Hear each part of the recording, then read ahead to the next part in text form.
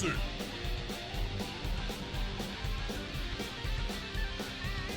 Sir Venom!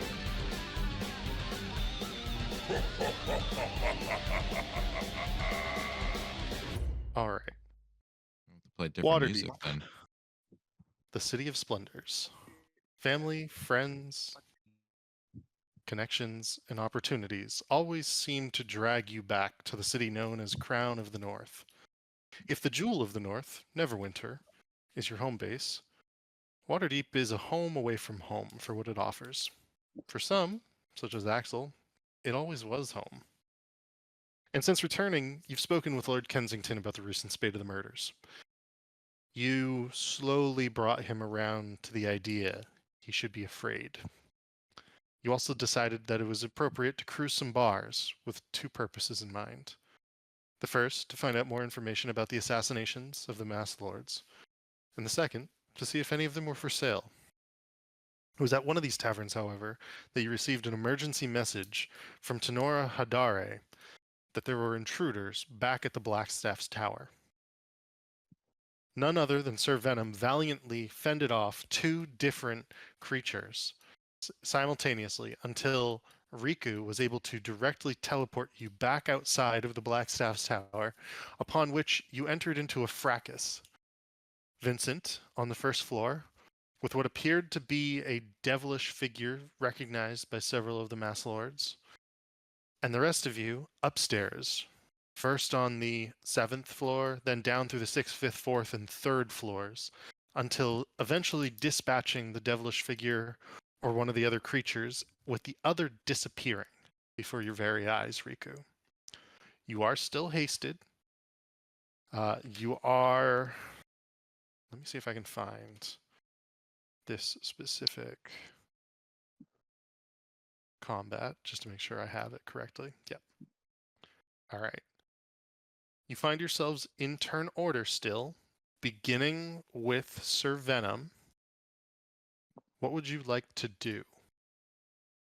I am going to just continue dashing down to try to catch up with my celestial. Okay. As far as I know, there's still that guy around. Okay. So you'll dash 20 down through the stairs, and then you'll dash 60 across the room, and then what's your full movement? 30, I believe. So it would be 60 total. Yeah. Okay. So I will put you to about right to here. I think that'll be a full movement for you. Riku, you last saw the individual that you were chasing directly in front of you. They have not descended down the stairs. It was like they were on the cusp of the stairs and then simply disappeared within an arm's reach away. What would you like to do? You can still view this individual. You can't see this individual at the moment. But they were just like right in front of me. They were right in front of you and then they disappeared. Like, I assume going down. It's almost like they didn't even like go down the stairs. They just flat out disappeared into thin air.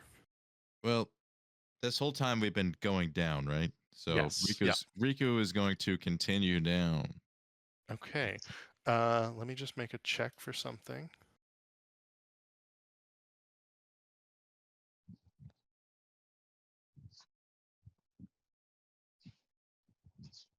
Okay.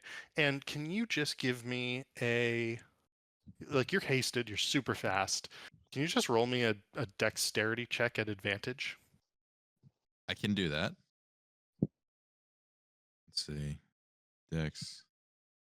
Advantage. Well, good thing it was advantage. You do crash into something as you begin to head down the stairs. You can stop if you would like. Oh yeah, we don't want to run into things. We don't like doing that. Okay. So it is like as you like begin to like go straight down the stairs that you crash into something.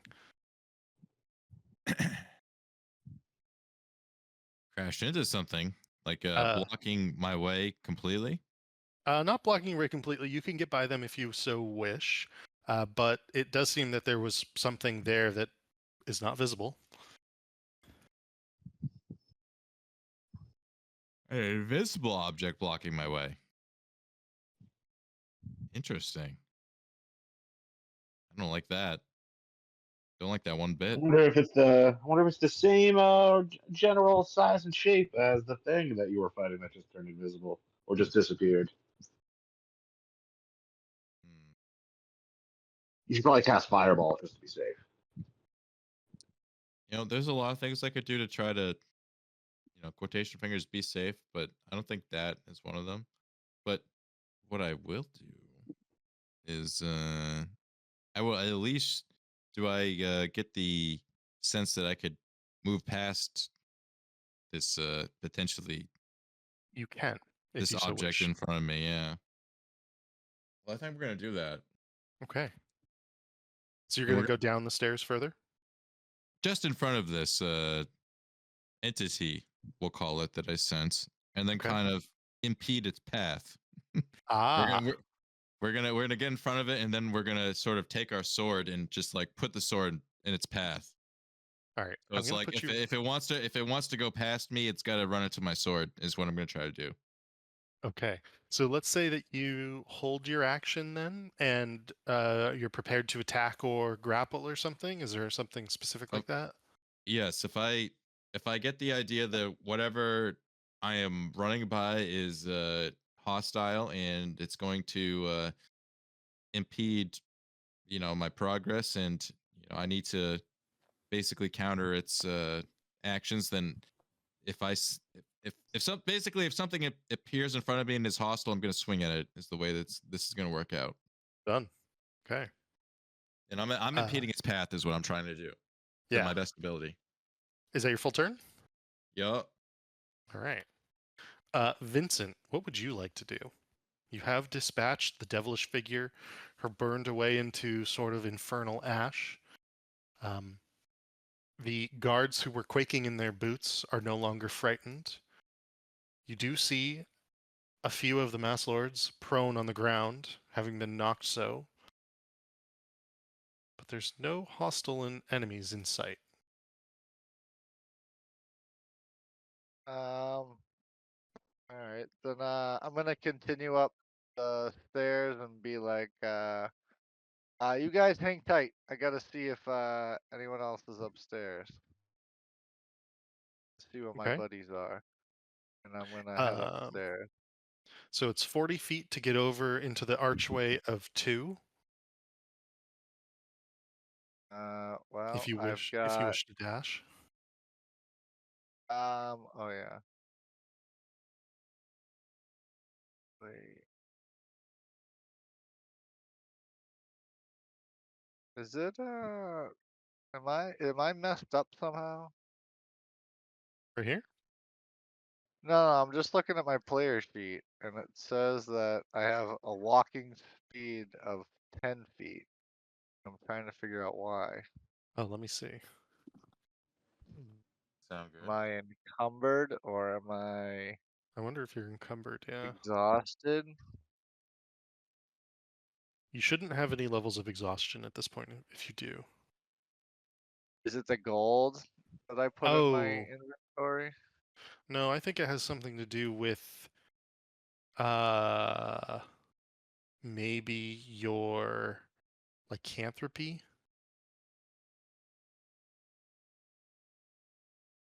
Oh, is it think I'm transformed? I think so. Let's look at your defenses. If your defenses say you've got like immune to like all that stuff, you're probably still got it clicked on.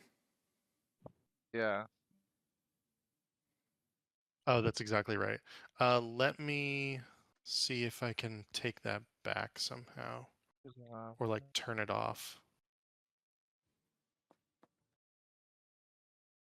Hmm. I think your walking speed should normally be 30 feet though. All right, so yeah, I'll use the dash and go double and get as far as I can go. Okay. All right. That will bring you to just about, I believe it'd be here, over on map number 2. So I'll drop you there. You don't see anybody in this hallway. It is quite a long hallway by the looks of it. If you had to guess, it's over 120 feet from door to door. And you could hear the sounds of not a scuffle or anything up the stairwell above you, but it sounds like something's happening. Axel, what would you like to do as you see Riku swiftly, almost like tripping over something in the stairwell and then blocking off the stairwell? We'll use 30 feet to run up here and be like, what are you doing, Riku? Can you give me a Constitution saving throw as you run through the flowers? Something's here. Okay, Constitution. Ooh, 18. Good enough. You feel yourself getting drowsy just for a moment, but doesn't take hold. Something's here.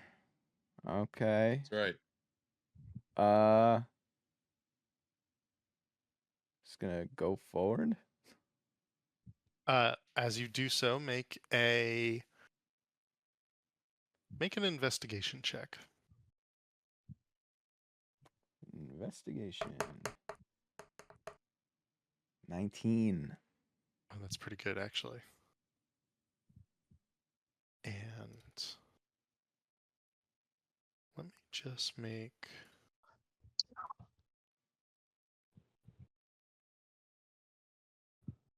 So that is good enough.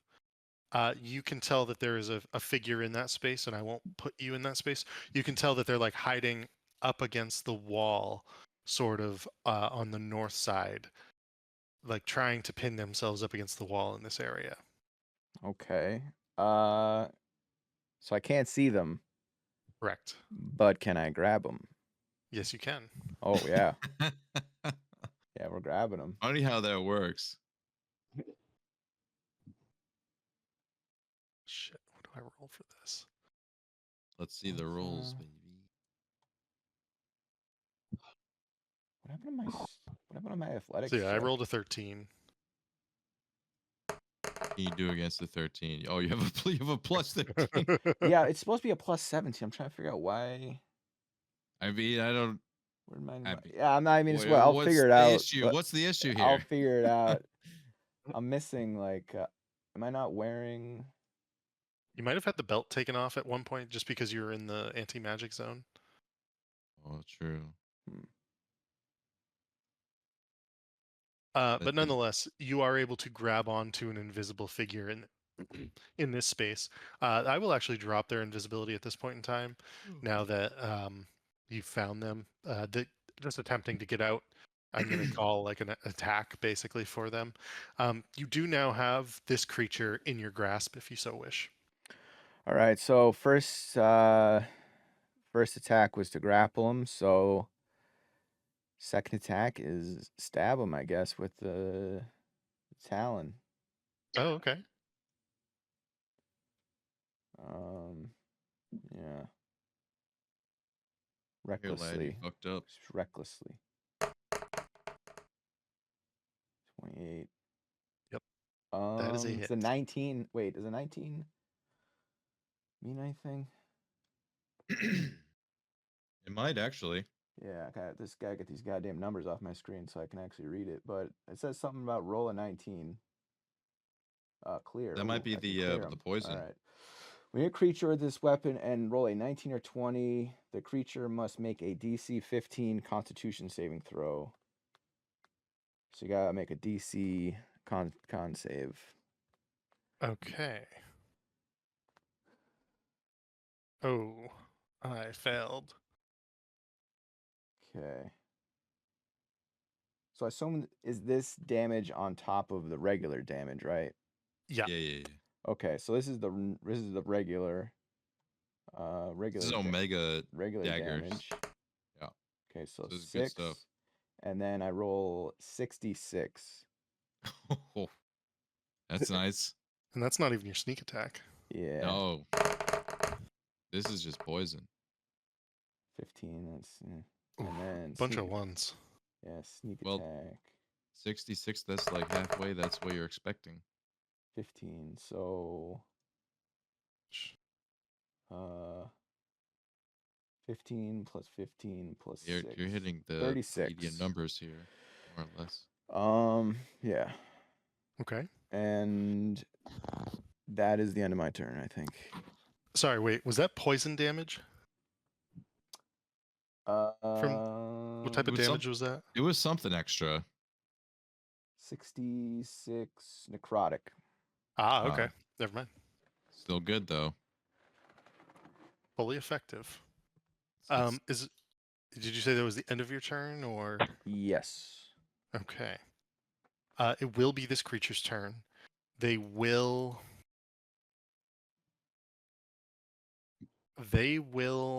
call down Firestorm. And they will call Okay. down Firestorm on 2 different areas. One would be on top of the 3 of you, effectively, on themselves as well. And so I'll just put down a fire cube here. So magical fire. Yep. And the way that this Oh, works is that Riku's helmet might explode. Yeah, something happens when that magical fire. Let's see. I gotta just look like at my inventory now. dropped basically through the room here. This could be bad, boys. For whoever's Ooh, next to me, this could be Firestorm, that's really bad. the 7th level one, isn't it? It is. So everybody needs to make a dexterity saving throw. Ooh. Do can I use danger sense? Yes, you can. Nice. Because you can see this sort of like Okay. portal-y looking thing sort of open up on the ceiling and fire just begin to rain. Like almost like Mm. lava bits just like raining into the room. So I gotta roll a d20, and if I roll a 1, something really bad happens. Okay. And my celestial got a what's his dex +2, so a 20. That's actually a success. Axel, you just succeeded with the DC Nice. 17. Riku, I need a dexterity saving throw from you as well as the DC 20. We're gonna do the d20 real quick. Let's see. Don't be a 1. Oh, thank fucking God. All right. What? And you said dex save? Yes, please. Yo, Axel, we just got so fucking lucky. Well, I don't even care that I failed this. Okay. And it lasts for... What's happening to me? So a storm made up of sheets of roaring flame appears in the locations you choose within range. The area of the storm consists of up to 10-foot cubes, which are in a range. Each cube has one adjacent dexterity. 7d10 fire damage on a failed save, or Ooh, half as that's- much on a successful one. Yikes. And you catch on fire if you are flammable. I am flammable. So let's see.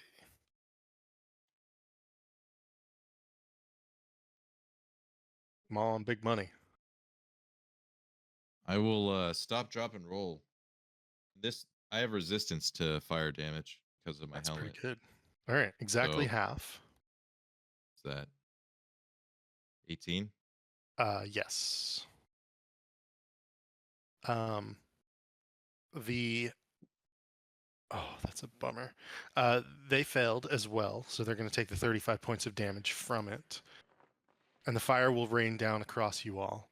That will be their turn. And they will end their turn there.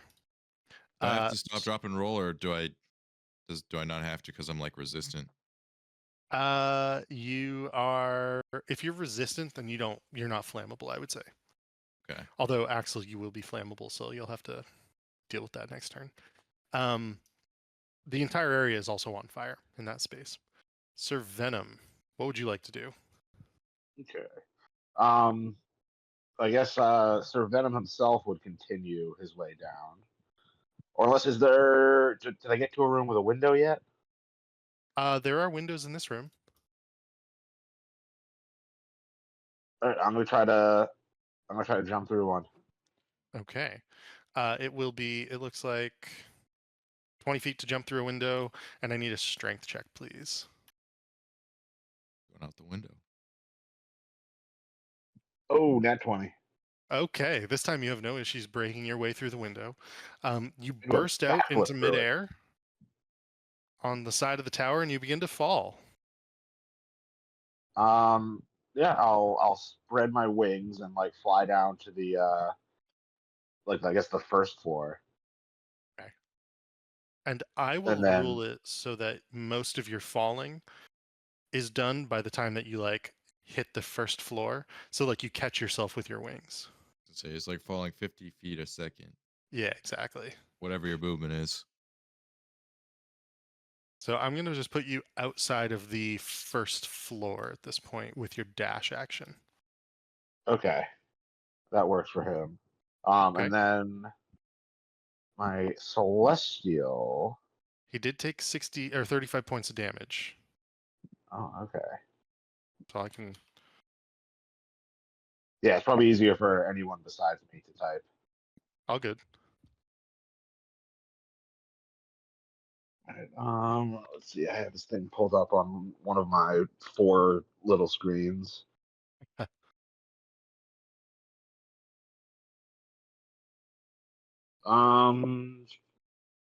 So I guess he's just gonna go to the dude that Axel is grappling and start swinging his radiant mace at him. Okay. I can put him right here, and I would say that's fine.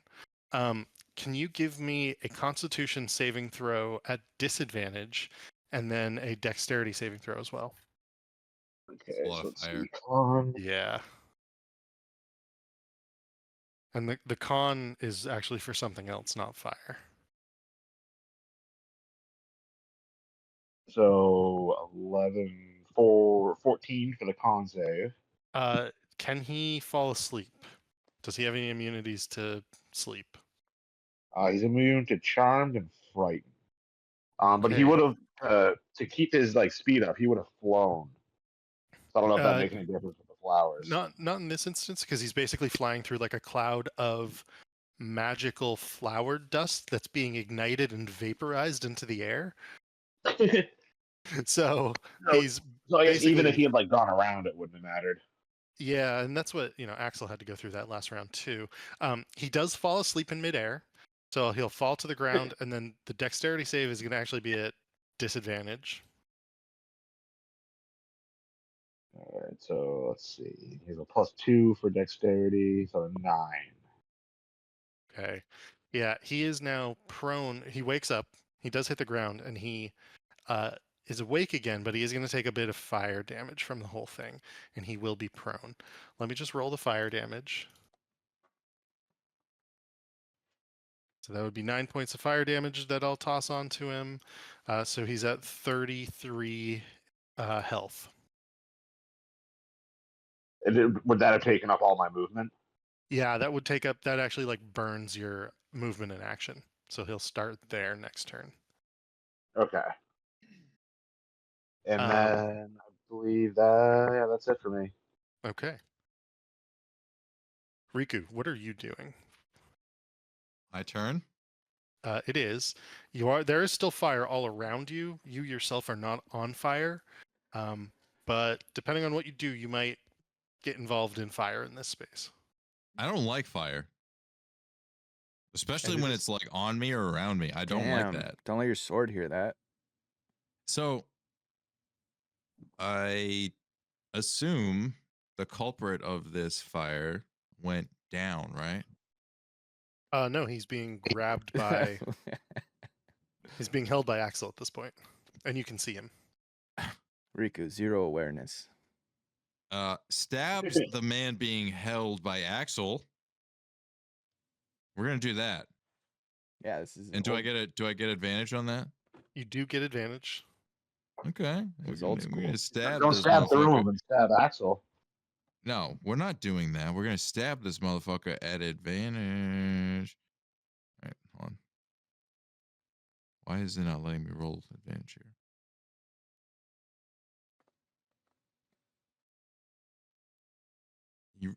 You right click the thing, right? Why is this not working? Yes. Yeah. Sometimes I just have to reload it. Yeah, let me try that. Probably laggy. You're gonna end up rolling it like 7 times. I haven't left clicked this whole time. I've just been trying to right click. Oh, here we go. I was clicking the wrong thing. All right. Advantage. Oh my god. That is not good enough to hit, sadly. My- Jeez. Ah. Get it together. We're gonna do our session inspiration on that guy because that I don't like the way that settles. You know, I don't like Okay. that. 23 is definitely a hit. Okay. Damn. And then there's that. Yeah. And then there's also something else. Is this guy undead? He's probably not. He's not undead. But he's gonna light on fire a little bit. Yeah, it's 1d6 on fire. And then also we're gonna throw a D10 on top of that. This is Bard stuff. Oh, we like that. So that also adds to my AC. All right. It does say you have haste up too, so. Give me two things. One, let's start with a dexterity saving throw at advantage, because to get closer to him, because he is on fire, you are going to have to maybe put yourself in a little bit of risk here for that fire. But you've got advantage on it. Thanks to fucking hasting. So it's a little warm, but you get out. You don't think it's going to trigger your helm or anything. Doesn't hurt you also that bad. You also get to tell me how you kill him. All right. So when Riku is like zipping around like this, you just like barely see him. You just see like an after image of him, and then he just like looks at you, and then he just disappears again. You just get some of that. Like you just sort of see like a flash of light, and like you see him like holding his sword, and then he like throws it at the ground. You see the blood like splatter on the ground, and then he zips away, and like you just see like the body fall, and Riku's already gone. All right. We are out of combat order. That being said, the creature is now dead, and everything in this room is rapidly catching on fire more and more.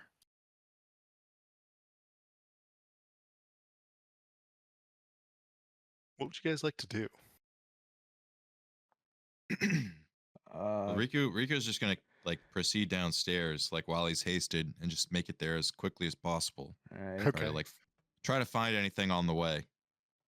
Does Sir Venom's bird need help?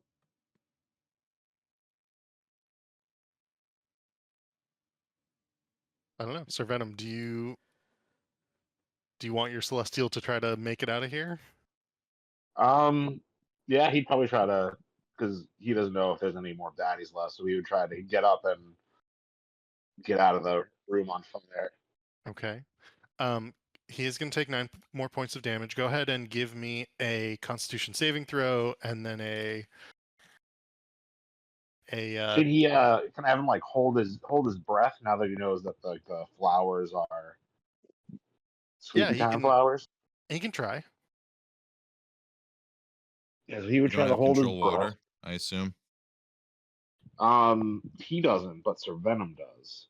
So if you can get him up there, you can put the fires out.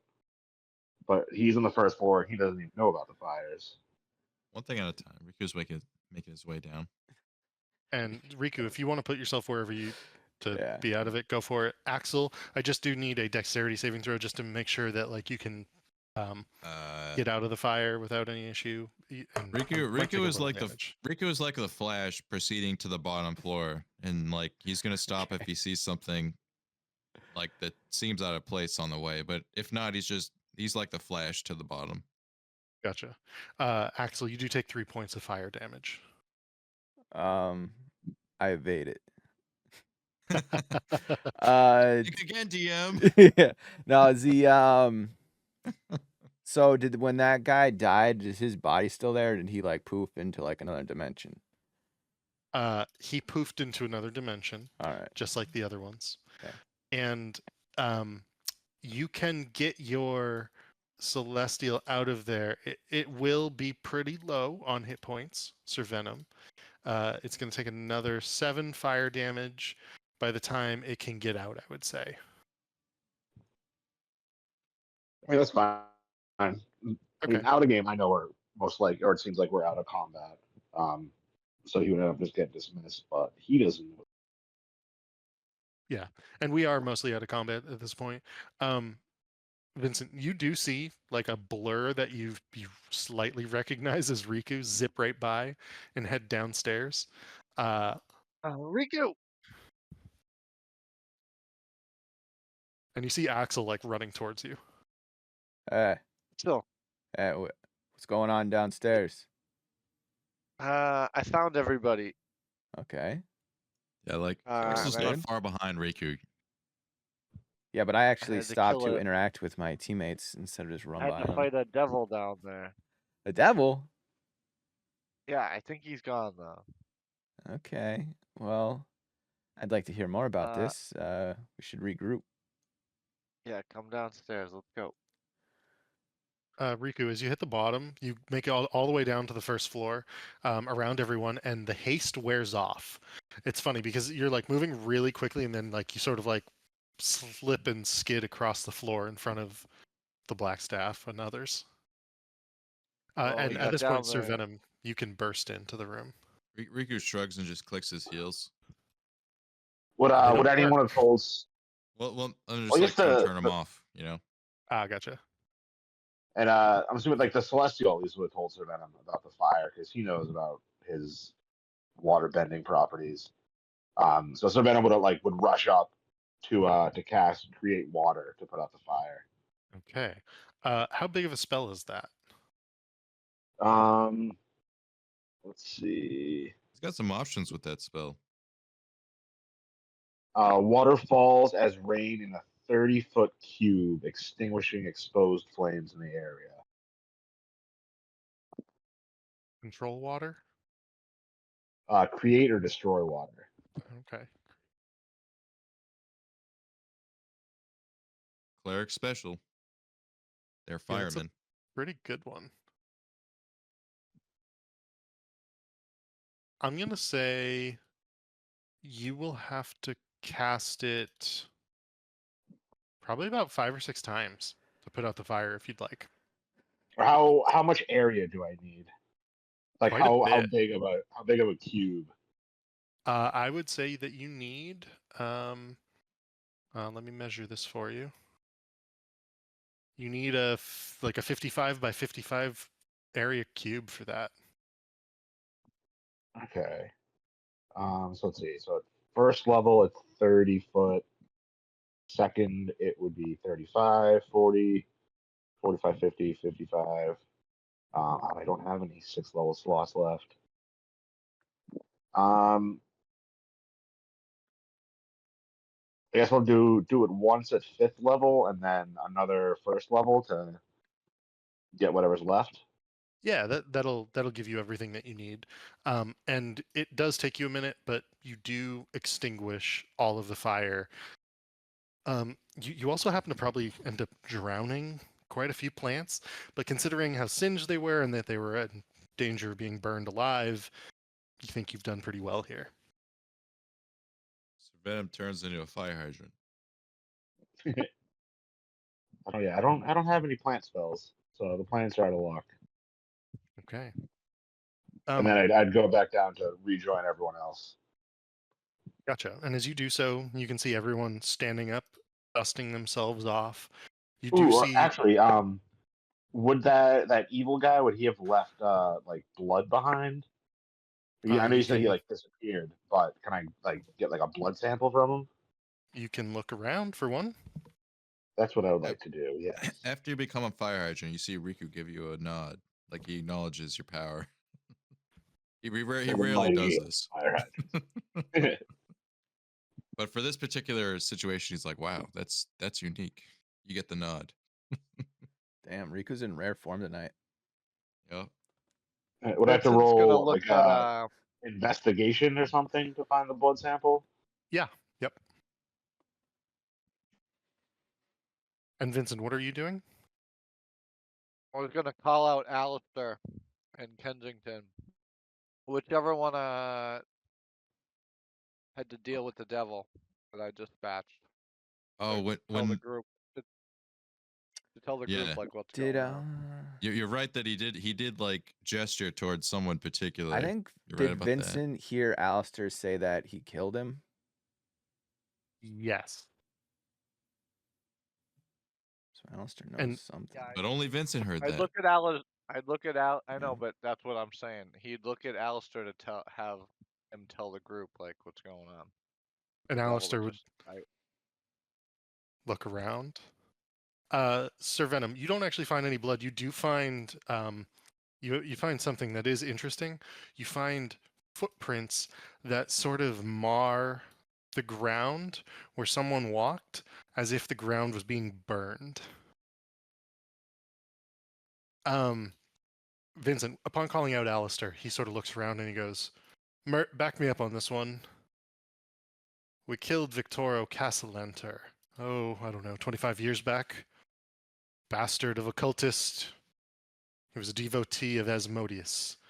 It was when we found all the galleons for the city. You know, the dragons underneath the city. And he sort of looks at Mert, and Mert goes, I can vouch for Alistair in regards to this. He did do the city a great favor at this time. He did murder a former masked lord and his wife by the names of Victoro and Amelia Castellanter. They were, unbeknownst to us at the time, cultists of Asmodeus, and they were planning quite horrific things in the city. Would we know if Asmodeus has any affiliation with the Demogorgon? Would we have any sort of recollection of such things? You can roll a history or an arcana or some other type of check if you would like. Let's see what I have. I don't remember hearing anything about that. Let's see. Sir Venom and Riku are fairly. Both are well bad for studied. me. What about investigation? Like if I'm like, maybe I've read a book about this. Well, Religion, Venom got a history, 20 and arcana. Sir Venom got a 26 in her. I got nothing. But it sounds like other people are getting hits here. Yeah, not me. Okay. Riku, nothing springs to your mind around these topics. None of the stories that you learned in Bard College are really told that Got would... too drunk during college, god damn it. It's funny though, because I assume that on some level everyone enjoys hearing about demons and devils. The one thing you do remember, and this is common knowledge to Sir Venom with the 26, demons and devils are in a perpetual war that they call the Blood War. That this is fought in the lower planes, and the demons and devils fight where the river Styx meets in the middle, basically. Sir Venom, you know that Demogorgon, who controls his own layer of the abyss, would not interact with one of the effectively the head devil. Asmodeus lives in the bottom layer of the hells, and you know that they would never really interact. Like, that's not a thing you would expect of the two of them. Man, they don't have like poker nights or anything. Nah. And he would share this with the group too. And the Black Staff, Tenora Hadare, says, excuse me, Demogorgon? Why are we... we just saw a devil. Why would you reference a demon? And I did know about this as well, but none of us have signed any contracts. And she looks around at everyone. By the way, I will put you all under a truth spell if I have to. Saying this to Madame Viava and Ballister Stonemarrow, Alistair, and Lord Kensington. They're not talking to us. She's not talking to us. All right. No. She's talking to the Mass Lords when she says that. Yeah. I think a zone of truth would be a good idea to find out if anyone signed a contract with this bastard. Yeah, let's turn the table on these motherfuckers. And Lord Perhaps Kensington for this goes, lot, that "Hold might up. be the best course here. Hold up. Now, let's not rush into anything too rash," Lord Kensington begins to say. Ballister Stonemarrow goes, I would prefer not to, Madame Hadare, Blackstaff, but I will protest to say that I have honestly not signed any contracts with any devils. And Madame Esteviava says, come now. You know that I had lost friends to that damn cult of Asmodeus some years back. You see did- Riku start like tapping his foot. He's looking impatient. He's like, someone signed a goddamn contract. Who was it? And he just like looks around and sees like who reacts. Make an insight check. And make a persuasion check as well. So make a persuasion check and then make an insight check. Well, see what we got here. Persuasion, not perception. I clicked the wrong P. I'm sorry. You know, they're the same thing, but we'll roll it again just because. There we go. That's why. Damn. Okay. So you burst out saying that. That's your persuasion check. And then you look around the room at everyone. You get... It's funny because the way in which you said it was very commanding. And it was reminiscent of the way in which you were told at Bard College that epic tale bards could coax anything out of anyone through the force of their words. And by meeting each and every one of them in the eye as you look around the room, you don't think anyone has signed a contract just by the look on their face. If they are lying to you by the look on their face, and your father has one of pleading, Alistair has one of defiance. How does a goddamn devil push a contract on a people? That makes no sense. Like, Riku's just stunned and confused if that's the truth. Like, if he's realizing this. Fine print. Vincent, you're sure that the devil like said that he's here without a contract?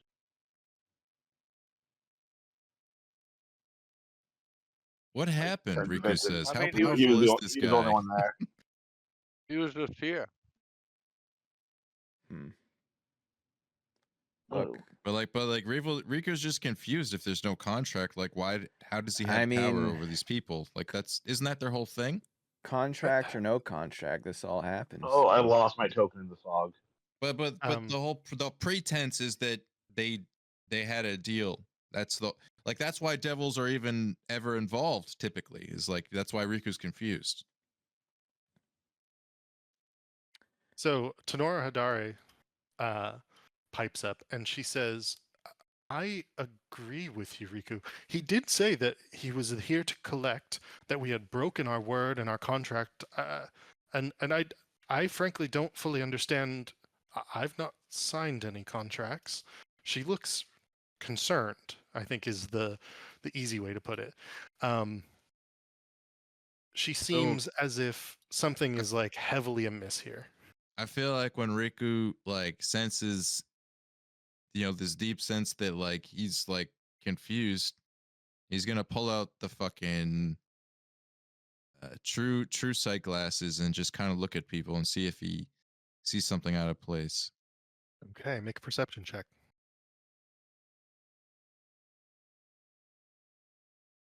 Perception.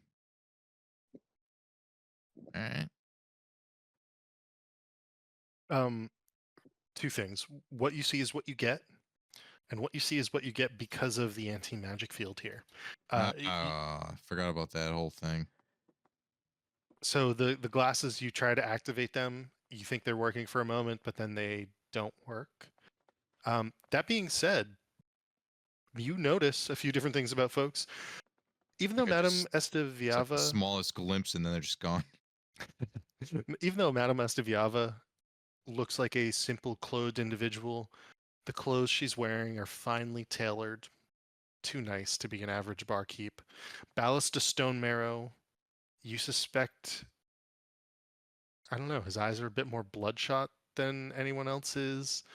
The fear might be laced with intoxication, potentially. Lord Kensington, your father, appears very nervous, as a matter of fact. Not for any reason other than, and it first started when you heard the words zone of truth. Alistair seems completely relaxed and at ease. You do notice one interesting object on his person beyond the fine clothings, the cloak, the hat. There is a single platinum or silver necklace attached to a tooth of considerable size. Everyone seems tense besides Alistair. Yep. Everyone seems tense in their own way besides Alistair, who seems cool as a cucumber. You can see that he's fiddling with this necklace on this chain, and it has a considerably sized tooth of some non-human origin. I want to say it's the size of it's like the size of a monocle, roughly. Tenora Hadare looks very concerned. You can see that she's thinking deeply, and Mert looks suspiciously across everyone else, basically. So there's other roosters in the room besides me, right? Oh yeah, you got everyone there. Riku, as best as he can, he's gonna sort of like hand signal towards the door. Like we're getting out of this magic field, this anti-magic field. Like everyone? Yeah. And anyone who might pick up on it, he's trying to signal towards the door. Let me roll. We gotta Like roll to we're see if we're I like can avoid- slowly we're like slowly backing up towards the door. Would that be perception? Yeah, everyone, if you want to roll perception, just give me or what's your passive perception? Okay. That's pretty good. Excellent. I'm getting the feeling right now where like everybody is like looking at each other in the room and has like a dagger behind their back and is like, who the fuck is sus right now? I think And this like, is that's what's going. happening, and we're just trying to get out of the room. This is going south. I do have a work. I do have a theory on what might be happening here. It's not good. We got to get out. Tenora Alright. Hadari South finally then? turns to Mert as you guys are beginning to maybe leave, and she goes, I say we turn off the anti-magic field and we put up a zone of truth. And Mert looks at her and nods and says, do it. And the lords begin to protest on some level. But the they go, roosters are about to seal the exit, so okay, you're going to seal the exit, not let anyone in and That out? seems a little Essentially, hostile. that's- It seems a little too hostile. we need to control it. It's and us. a fire hazard. We're doing it. Are we being OSHA compliant right now? We're controlling. Yeah. Or it. are you signaling us to leave, Riku, or are you trying to signal us to like make sure no one else leaves? Yes, both. All right. Is this the exit right here? Just yes. door Yeah, right we're here? doing it. Yeah, Tenora so- Hadari, she climbs up on Let the him in his- statue in the center of the room. Oh. And the statue itself is actually this sort of like flower laden sculpture, sort of stone sculpture with a large spell book in the middle and a glowing gem atop a giant flower petal at the top. She goes up to the book itself and she can actually turn a page. Even though it's made out of stone, she somehow turns a page and the anti-magic field turns off. You do see that Alistair's clothing sort of shimmers a little bit and he looks even more regal and majestic now. But nobody else sort of changes their look or anything. Well, Zone of Truth it is. And she begins to cast a Zone of Truth on the area over the Lords, unless anyone wants to stop her for some reason or do anything else. Yeah, No. I'd hold up my hand before she like started and be like, actually, like since these little snowflakes have their panties in a twist over it. Damn. Sir If, Venom coming out with the harsh words on these nobles and such. if you want, before we do the Zone of Truth, did the devil mention his name at any point? Oh, no, but I think I recognized him, and I believe Mert recognized him. And We both Alistair was recognized him. familiar with him, Riku says. It was Victoro Castellenter. I mean, he was in devilish form at this point. It's not surprising to me that maybe his soul had been taken by the devil Asmodeus himself, but it was unmistakably him. Okay. Well, if we have a name, give me about 10 minutes, and I have a spell I can cast that might, it'll give us some more information about him, and it might, if we get lucky, it might tell us, more about this contract that he mentioned. Honora Hadare looks at you. Speak with other plane? No. The spell as it was taught to me, my teacher called it legend lore. Indeed. She sort of raises an eyebrow. That's quite a powerful spell. It's pretty mid for me, but I'm glad that it impresses you a lot. She looks at Mert. I You say see we give Riku him. turn. Was that the black staff who said that? Yes. You see Riku kind of turn to her, and his eyes like light up, and he's like, "A lot's changed since we last spoke." And then he just like suppresses his power. Roll a roll a Riz check on her. A Riz check. Which one is that? I'm Just missing charisma. the button. Just charisma. Okay. Write the name. Riz button clicked. Oh no. Gotcha. And I rolled for her as well secretly. Okay. Cool. She sort of arches her other eyebrow. Indeed. She looks back at Mer. I say we give him the 10 minutes needed. These fools aren't going anywhere. And yes, I called all of you fools. She sort of like barges forward, especially if any of you signed a damn contract with the devil. And she like walks back, begins prepping her arcane materials to cast Zone of Truth if as needed. The 10 minutes go by. Sir Venom, what is your question? It doesn't. I would name, Victoro Castellanter and try to. I was gonna say, It do you doesn't need to say roll anything something? about like asking a question. Oh, sorry. Just Okay. the spell brings to your mind a brief summary of the significant lore about the thing that you named. It seems very DM discretion. I thought you had to roll at some point for it. No, that's contact other plane. Oh. That's like if I wanted to ask the Raven Queen a question. Yeah. That's the one that Like- might make me go take a bunch of damage and go crazy for a Your while. talk to the god thing. Yeah. Whereas legend lore is just, lore dump of the spell. So, actually, this is interesting because it says, name or describe a person, place, or object.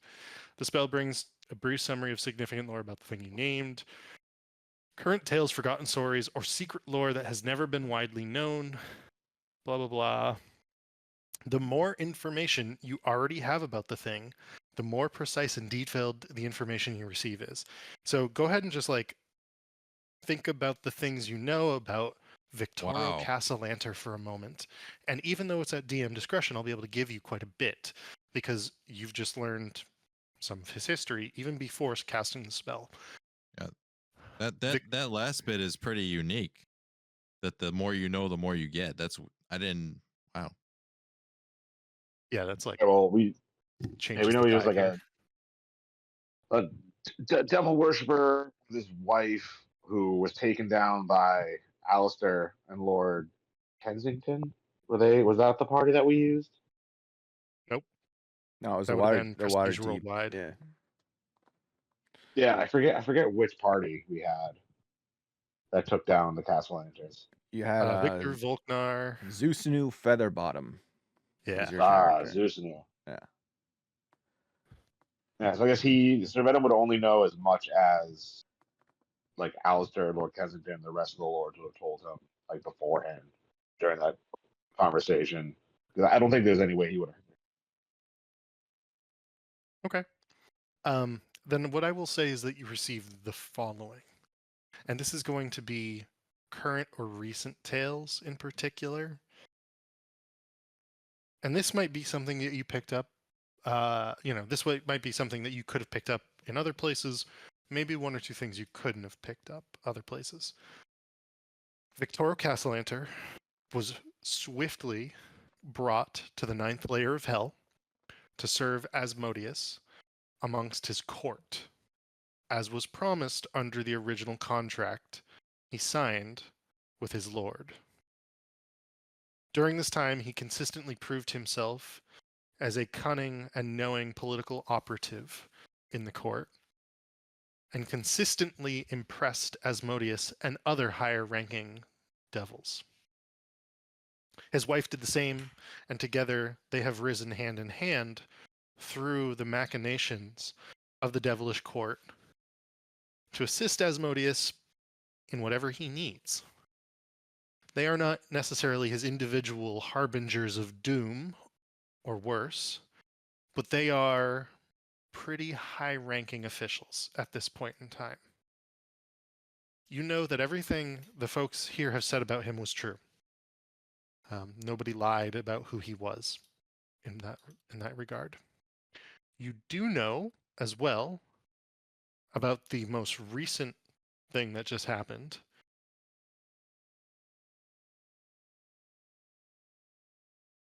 Victorio Castellanter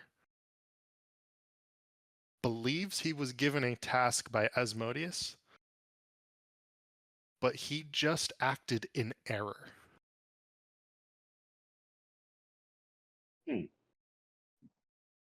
There's some sort of feeling about that piece of information as well that's parted upon you through the spell. That what he just did was a grave mistake, the worst that he has ever made under Asmodeus's tutelage, guidance, and contract himself, and that there is no contract that he was here for. But he But he thought there believed was. there was. Yes. Oh, so someone manipulated him Betrayal. into taking out these guys. Devil betrayal. Who would do such a thing? All right, so With that's everything. That's everything. Okay, so I guess I'd come out of like my arcane, super cool looking trance, and I turn to Nor Hadare and like the rest of them, and like stand up and be like, well, no, I didn't get much, but one thing I got is that there was no contract. No one here signed a contract with Victoria Castellanter or Asmodeus.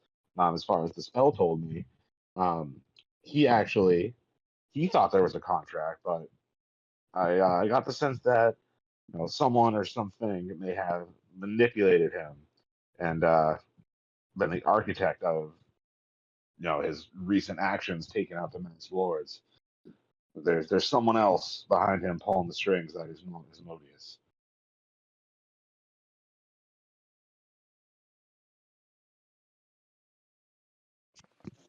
Whoa.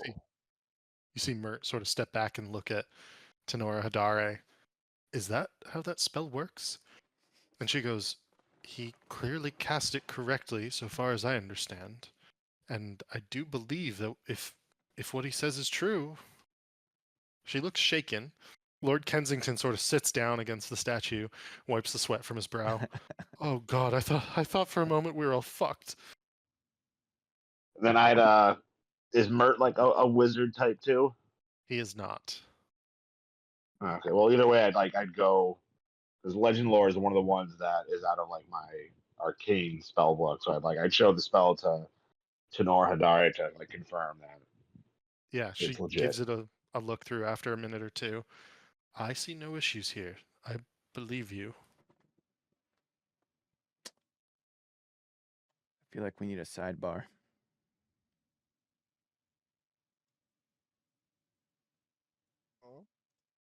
Yeah, maybe can you give us roosters a minute to sidebar. to confer with each other? Maybe you guys can think about what type of other planar entity might be gunning for you, or who could possibly have the resources to manipulate such a high from Asmodeus's court.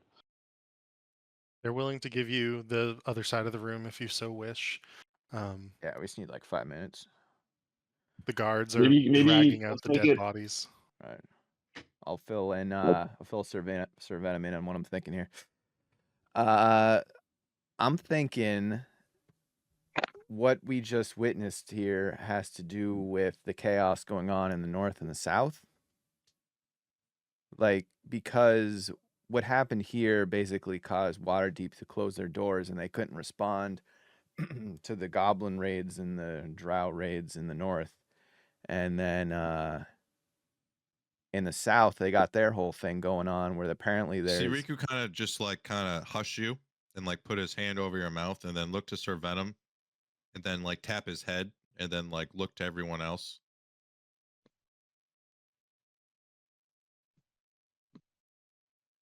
All right.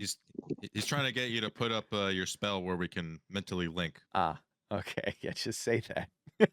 I was so Yeah, confused. that's what I was trying to say before my headphones decided to stop. Oh, Okay. okay. He's trying to say enough talking out loud.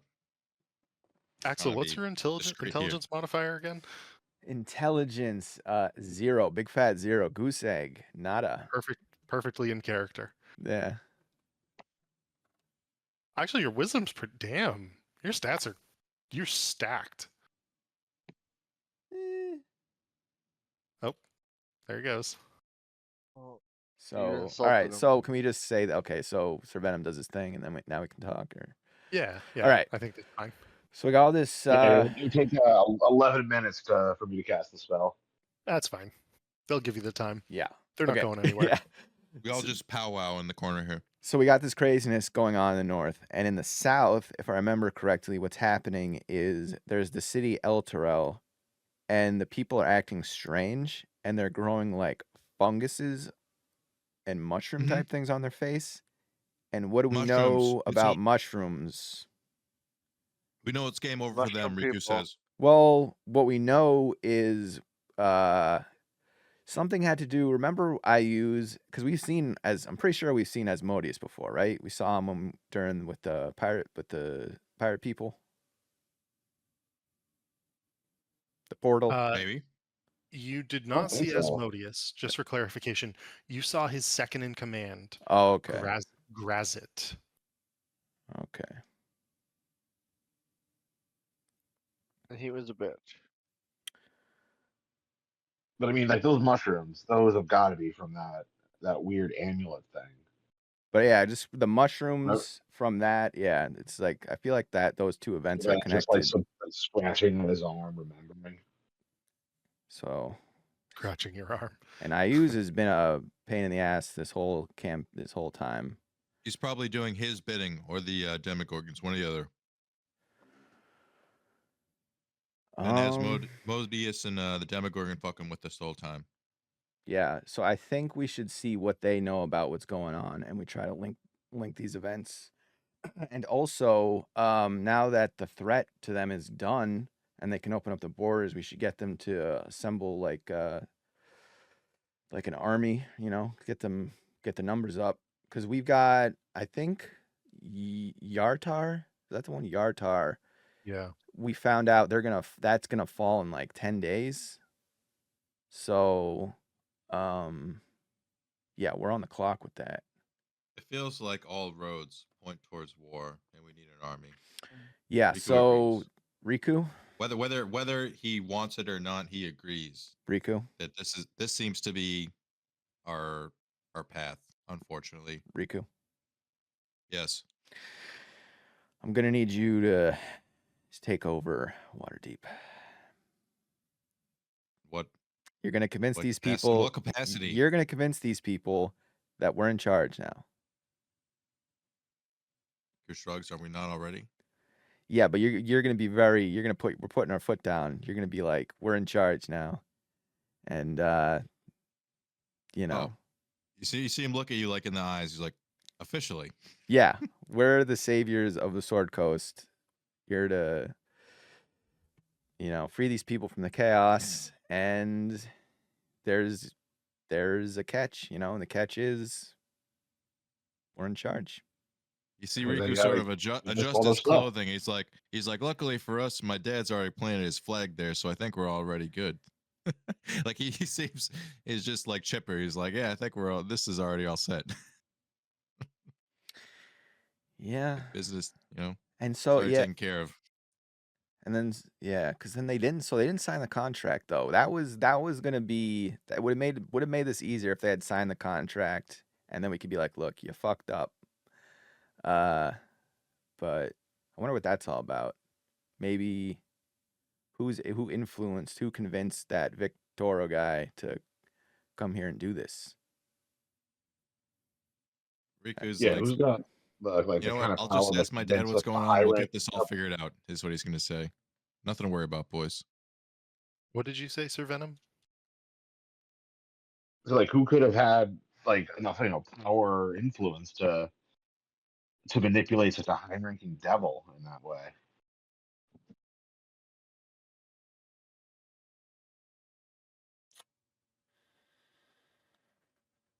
especially since he was William, apparently like yeah. super powerful and high ranking. If I was to make a guess, it's Asmodeus or probably Iuse. He's been he's been a shithead this whole time. Couldn't- So It couldn't have been Asmodeus, because if it was Asmodeus, he wouldn't have to manipulate his own person. So what he was doing would have greatly angered Asmodeus, so we can cross him off the list. okay. Yeah, At and the just at the end as of a piece of information there related to the legend lore, you got the sense that he made a mistake, that this would not have been under contractual devil law or part of devil, like you don't think this was from Asmodeus. This is what the feeling basically tells you.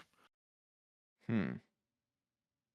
And Riku is also very strongly feeling that whatever's transpired here, that his dad wasn't in the wrong, and that he's already 2 steps ahead and has it sorted out. Riku, when you talk to him, mention the Whispered One. See if any of them respond to that name. Oh, That- To my shit. dad? Yeah, to all of them. That name seems to pop up everywhere. I wouldn't I be don't know. I surprised don't if know if we should talk it's about Whispered the One. Whispered One to anyone here, Riku says. I think Oh, that just would do us. just to see their reaction. I think it would be best for us to not involve anyone here with that. At this time, at least. How Hmm. come? Well, it seems like they got enough going on with these devils showing up. Well, I mean, but that's why I think we should mention it, to see if like the Whispered One is related to these devils or demons. If the Whispered One's operating here too, it seems to have been behind most of the stuff we've come across so far. I'll say it, but they're just gonna tell me Whispered One bad, just like everyone else. I'll just mention it, see if anyone's heard of it. I'll keep my eye on them, see if I can notice anything, their facial expressions or reactions or something. Okay. So after you see the roosters walk into a corner and then just start staring at each other and just like kind of like mentally headbutting. Riku steps forward after all this and says, "Good people of Waterdeep. Quick question. What do you know about the Whispered One?" Honora Hadare steps out of Lehman's tiny hut she had set up for everyone off to the side. And as she steps out of it, it disappears. Her and Mert step forward. They listen to your words. They look at each other, confused. Return your question with a blank stare.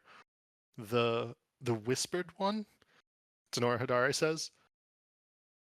I've never heard of it. Mert kind of goes, neither have I. The Whispered One? No, nothing.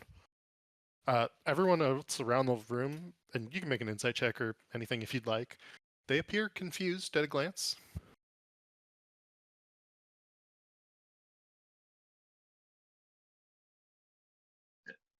Oh, crappy roll. 18. Okay, I just wanted to see if that name got a reaction from anyone. No reactions. Beyond confusion, folks sort of glance at each other. No, never heard of any such thing. Is that a? Mert sort of is asking. Is that a devil? Do you think that they sent Victorio Casalenter after us for some reason? You see I Riku guess just the venom would like pipe in and be like, well, it's just a working theory, but if anyone hears word about this Whispered One, pass it on to us. and then you see Riku kind of just act like sarcastic, and then his eyes widen. He's like, worse than a devil. And then he just kind of smiles. Nor Hadari once again arches an eyebrow. Indeed. I was talking with the Mass Lords while you were conversing, and I did come up with an idea. If you think it could help us, and I think we all agree that we do believe it could help us, I will stay and continue to protect the city. The masked lords are going to continue going about their business. We're going to claim to have determined that we have found the assassin and killed them, and that it was extraplanar in nature. The city is now saved, once again, by the heroes of Waterdeep, and she points at you all, and we're going to pretend to go about our business, as if nothing else happened. Now, in this instance, that means bringing 2 more masked lords into the fold, and everything, but we do, as a council, have a request for you. And Mert sort of coughs. Yes, we would like you to delve into this matter deeper, if at all possible. And our general request is to go to the Candlekeep Library. The Blackstaff has a little bit more detail on who you should look for there, but my understanding is that maybe you've met her before. She's a demonologist and a studier of the infernal planes. Goes by the name of Tasha. He looks at you all. Have we met Tasha? Tasha, Riku looks puzzled. Does she happen to have like a big cauldron that she keeps everything in? Her name is Natasha, and you've definitely met her because you've actually talked to the Blackstaff about her before. She's the mother of Ayuz. Oh shit! They are one and the same. Riku looks surprised. He's like, "What is she doing there?" Well, my understanding, and this is Tenora Hadare once more, I knew her about a decade ago, maybe 12 years ago when I was studying at Candlekeep. We didn't become friends, but we were acquaintances per se.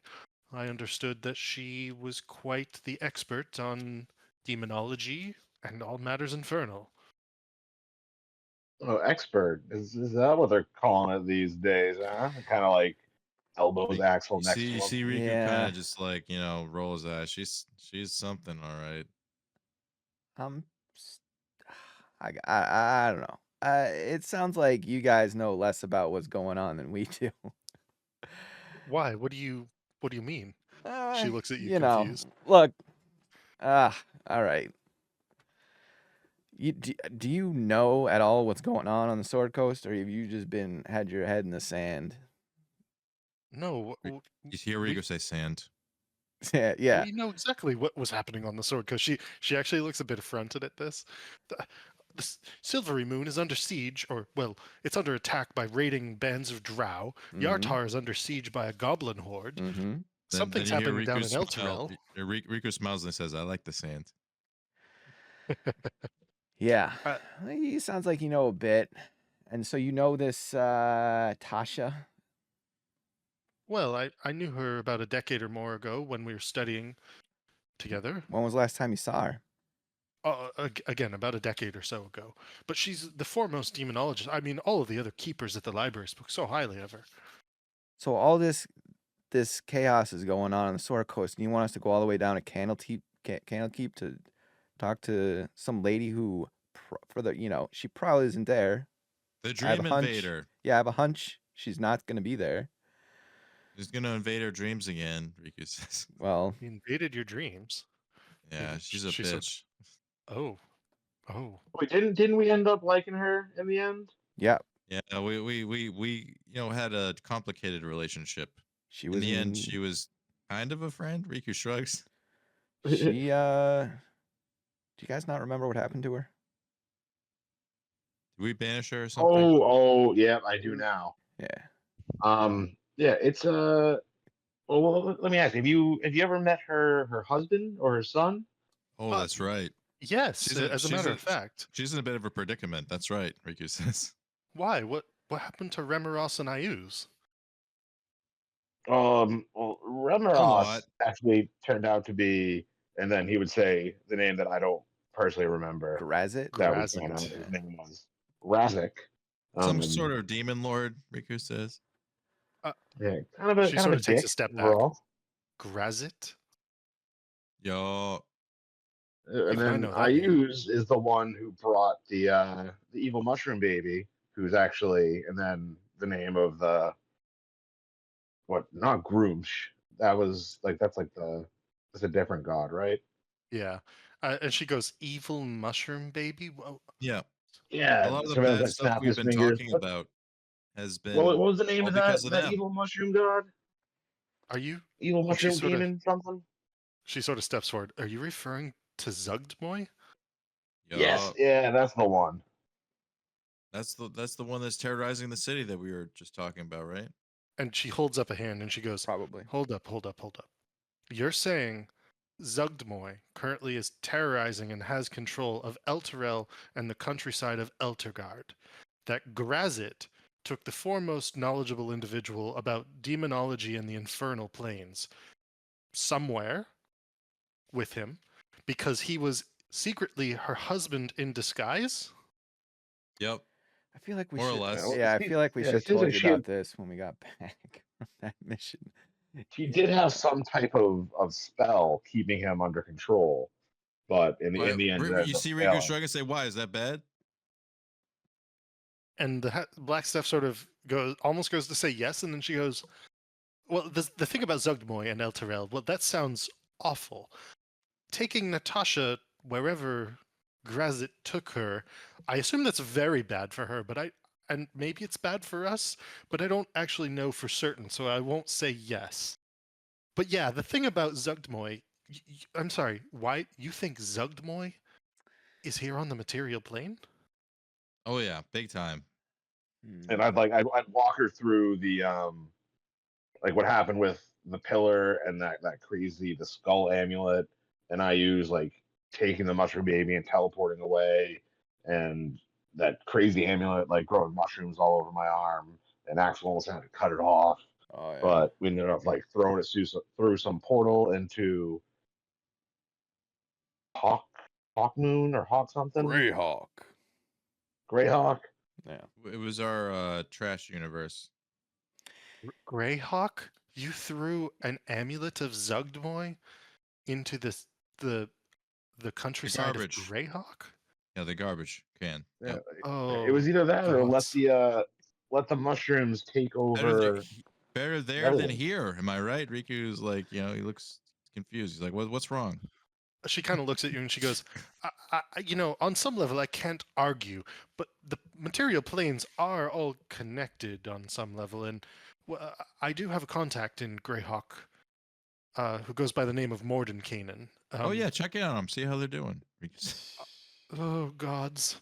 You can sort of see that she looks at Mert and she goes, This is all far, far more complicated and worse, I think, than we realized.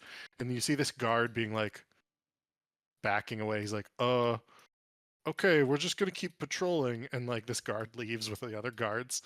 They all get out of here in a panic. You see Riku look to the black staff and then look up and he's like, "Can we jam out of here soon or what?" Huh? Indeed, do as you need. Though now, Time to go. Time to go. Is maybe- what Riku said. maybe This we'll world's done. Maybe we'll rescind the request to run down to Candlekeep if you already know that Tasha's not there. Yeah. Yeah, maybe I can we can try like a scrying spell on her or something. See if we can pin down her location a little more accurately. That's not a bad idea. And speaking of that, you wouldn't happen to have any tuning forks to any of these hell planes lying or Greyhawk lying around, would you? I do have a tuning fork to Greyhawk, if that is needed. We had the portal, didn't we? I'm pretty sure you we guys do know closed where that portal. one is. Did We we don't need a tuning close it fork if after we we have a threw the portal. thing through though? Oh yeah, you broke the Oh. Chardalon crystals powering it. Yeah. Oh. I don't recall that, but sure, it sounds like something we would do. Or collected infinity stones. Yeah, let's keep in mind that she's got we'll keep in mind, that's an alright that you have that tuning fork in case we need to pop on over to Greyhawk. Yeah. I don't want to pop there. We might have to do some dimension hopping soon. Also, you should probably send like 5,000 men up to Yartar. That was the next order of business. Yeah. we do think it appropriate to try to relieve them of the goblin horde. Can We were lead going to the ask assault? if. Riku says. Sorry, say that again. Can we lead the assault? Riku looks he wants to charge in on the vanguard. Well, we were going to ask that you accompany them as special forces, as it were. Oh hell I yeah. suspect that they will need assistance with taking out siege engines, strike teams, that sort of thing. I might have a plan for you. Riku nods. He's like, we can be the big red how one. We can do that. How long would it take you to get people up there? You think like? Probably about Okay. 6 or 7 days. All right. See Riku start waving you off. He's like, they'll catch up. So He's that's like, perfect. Let's go now. No, we're gonna teleport there. Like exactly. That's so we're yes. gonna hang out here.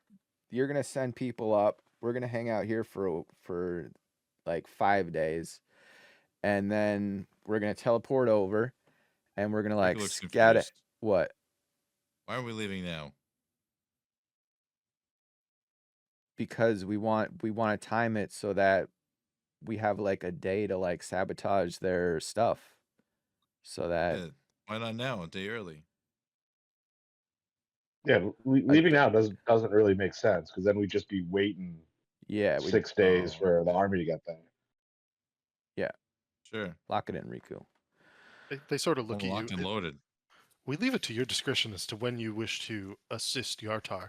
The Blackstaff here can bring you there. She does have the means of doing so via knowledge of a teleportation circle.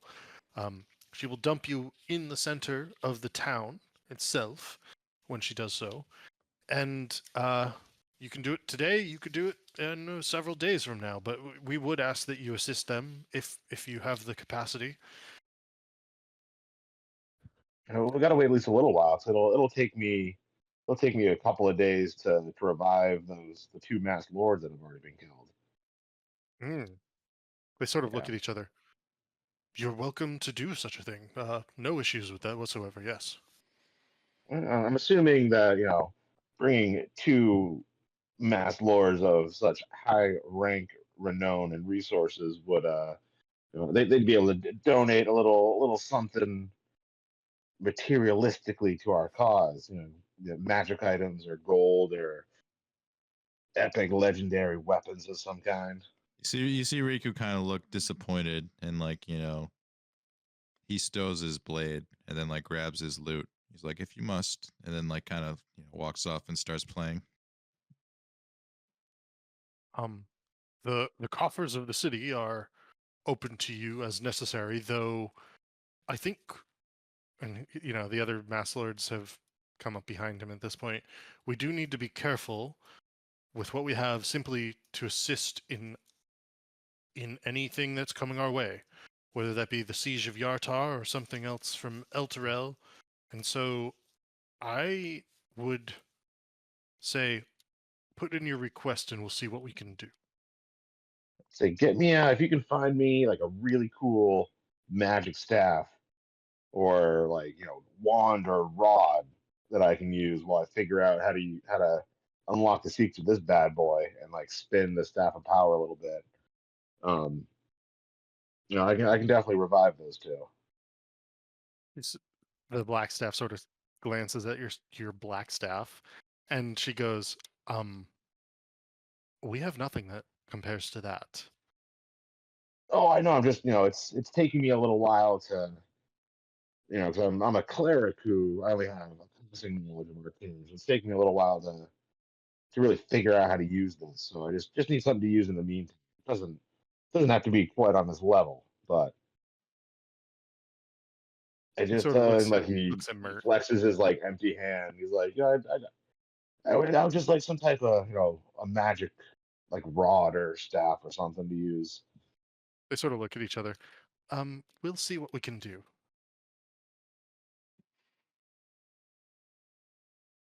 Nice. His most powerful yeah, staff. I could use another staff. Well, I still can't use it for another 4 levels. Oh, it's just funny that thinking about it. Yeah. Yeah, I've had the staff of power since level 6 or something. This is nice, but I could use a better one. There's no better one. Okay. But yeah, get ready to send. I know we can't just instantly send in like an army up, but get that done like soon. Next like Army? day. We will have the city watch begin their march by nightfall, along with 2 company of Griffin cavalry, 3 company of regular cavalry, as well as light siege weapons, ballista, and other things. And we can meet them there. Indeed, they will be headed. And actually, she's willing to pull up the map, and we'll go to break in just a moment here. But she'll pull out a map really quickly just to sort of put it in front of you. I think the general plan and expectation would be that they will head up the long road to Tribor, and then they'll head, and I'll just put you guys in the right place so that you're in Waterdeep, but that they'll head up the long road to Tribor through Amphale to the west of the Desaran Valley, to the east of the Sword Mountains, and from Tribor they will head down the road and begin the Battle of Yartar. We can teleport you directly into Yartar or any of the surrounding areas from there once we've reached Yartar, as needed. We want to go behind enemy lines or as close to as possible. As you wish. That's where we do our best work. You know, you see Riku kind of like look around and nod and like wink at the boys. Then Yeah, that'll work. it is settled. After she mentioned like the Griffin cavalry, like telepathically, I'd say to Vincent, like, "Hey, this is like ask them like where we can get a Griffin. That's you want one of those, right?" Did he go to break already? He might have gone to break. Vincent doesn't care about no. You damn know, it'd be Griffin. Yeah, sick if we could,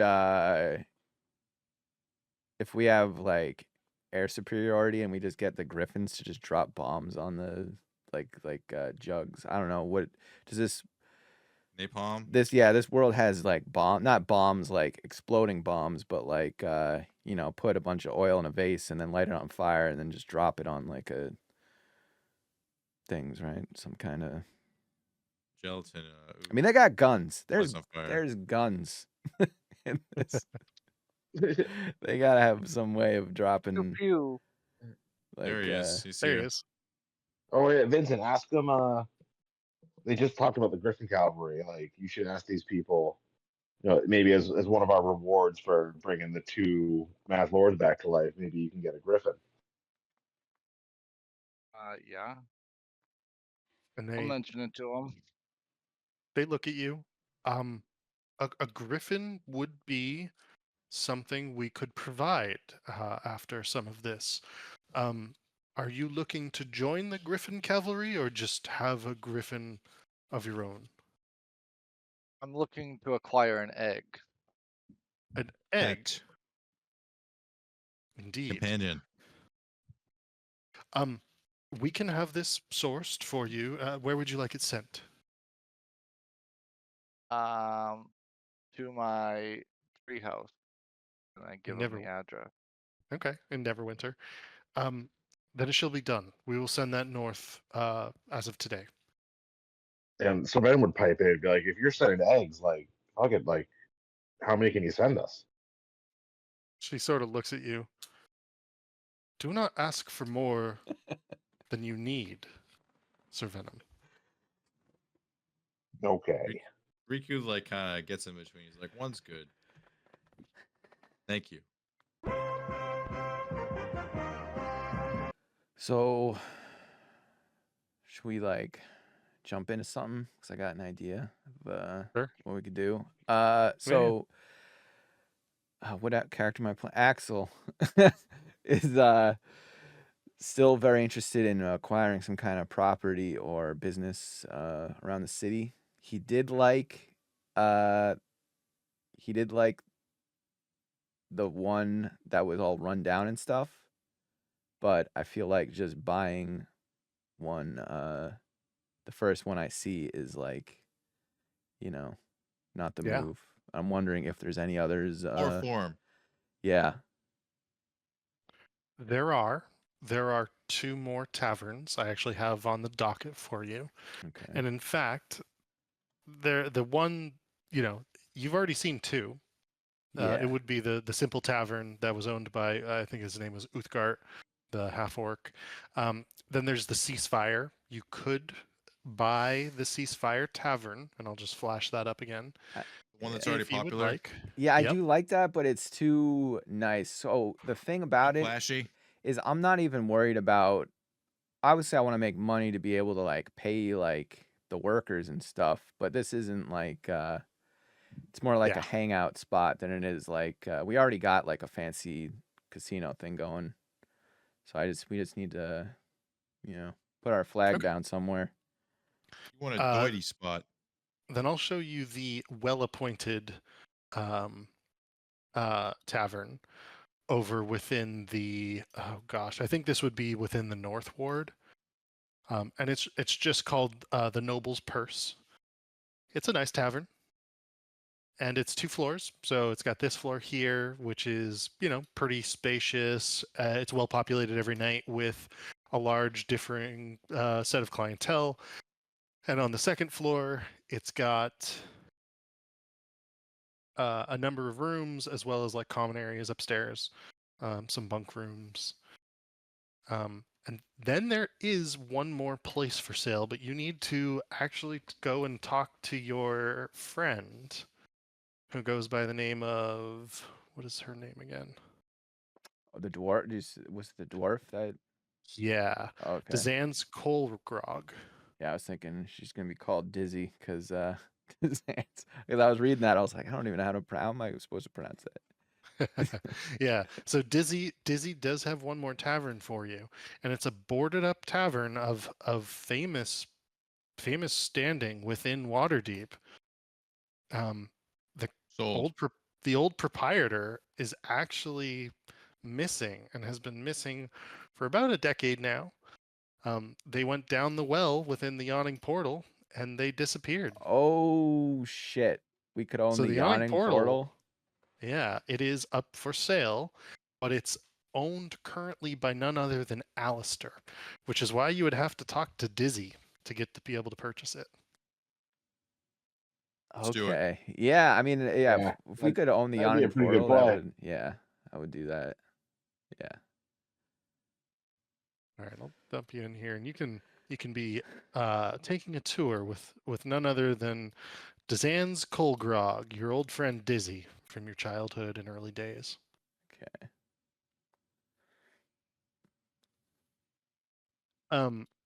There is a catch, as with all of these types of things that are special, and it's that they would like Dazan's and the crew she works for, which is currently the Xanathar's Guild. Mm-hmm.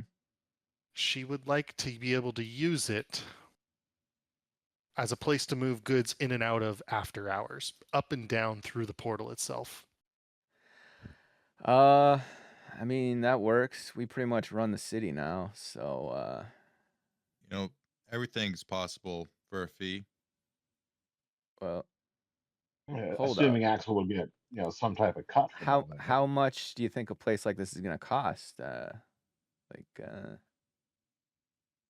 mean, it's boarded up. It looks like it's But like, I know we should assure them that we wouldn't interrupt any sort of regular business that's already happening. So That's what she's getting at, right?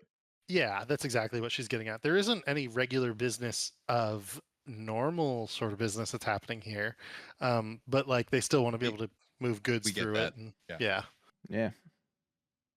That's cool. I was interested in getting a meeting with a member of the Xanathar. You said Xanathar, right?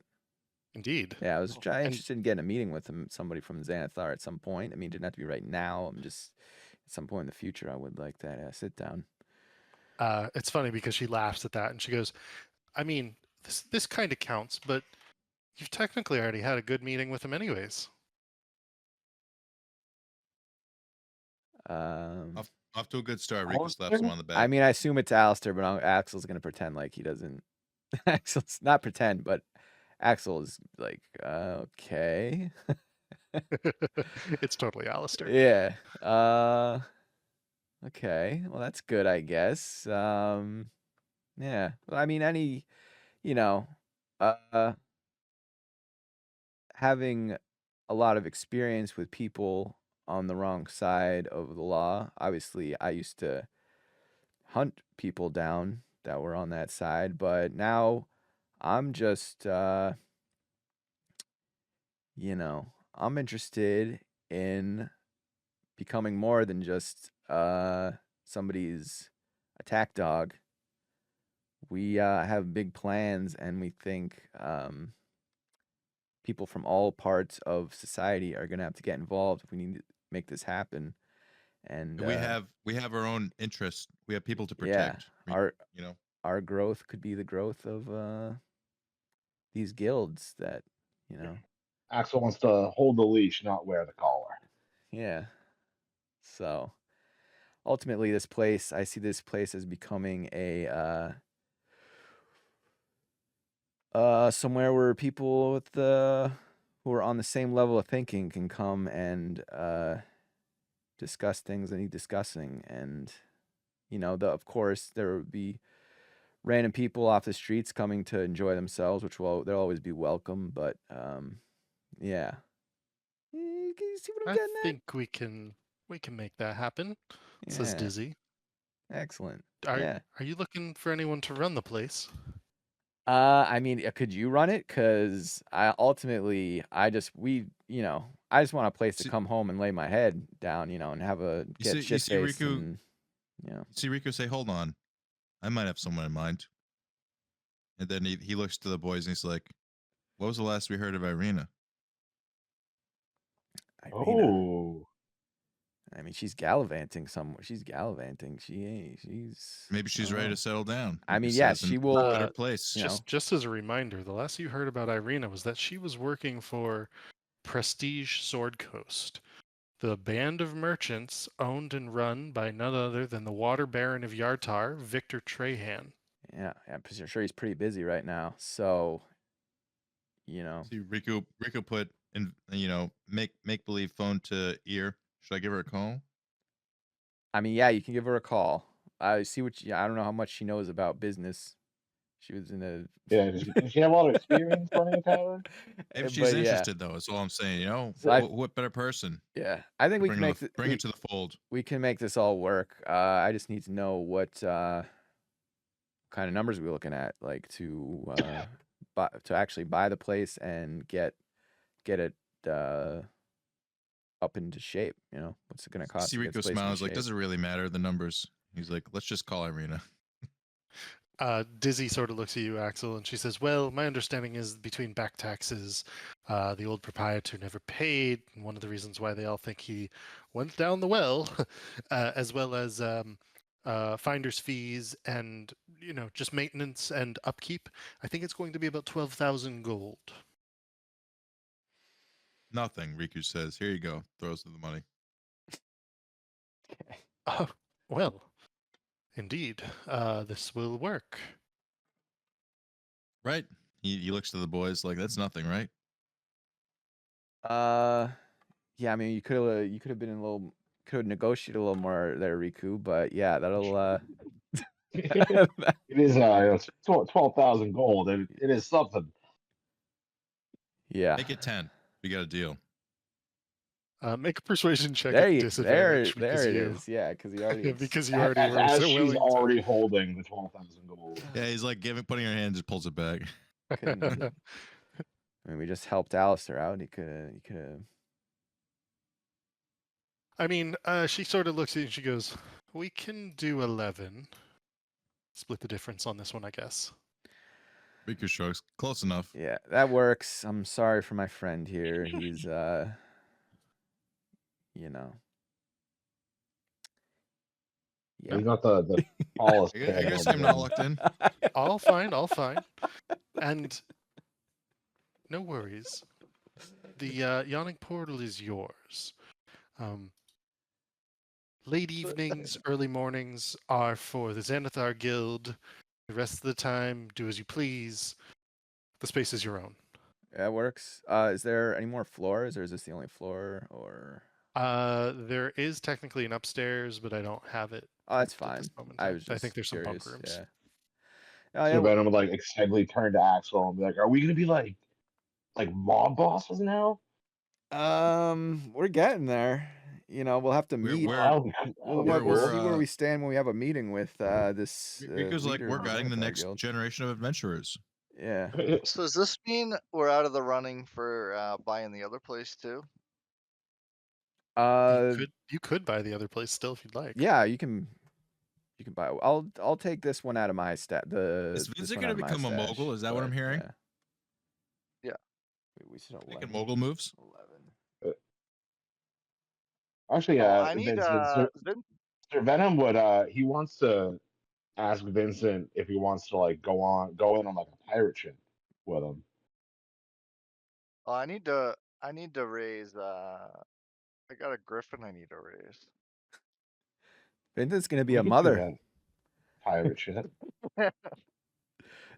We do have that one ship for that one ship Well- and crew for 6 more months, I think. So You do. yeah. Does Oh, he have Vincent- a road ship? Vincent David's- does have to, he's got to build a nest now that he's a raven, so it's fitting that he has an egg in the nest. I gotta raise this griffin so I can eventually use it. So at some point while we're in the city here, Vincent needs to probably Go to the hire pet someone store, get supplies. that can train and feed this thing while I'm out adventuring. You should Oh, so you're just gonna have someone else babysit it while you're out? That's the I best way think to for raise a it. little bit.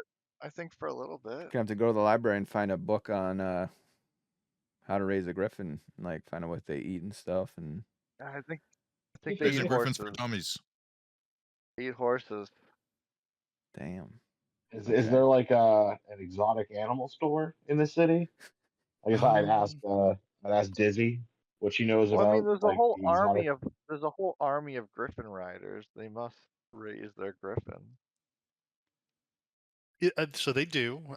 In fact, just as a general contact for you, you could always ask Console if there's someone you can talk to, and how to raise your griffin, basically how to train your griffin. Your griffin's smarter than a 5th grader. But is there like a exotic creature store? Because Neat, Sir Venom now just wants like a pet for his laboratory, something cool just to, I don't know, perch. Like a phoenix. You need like a bird.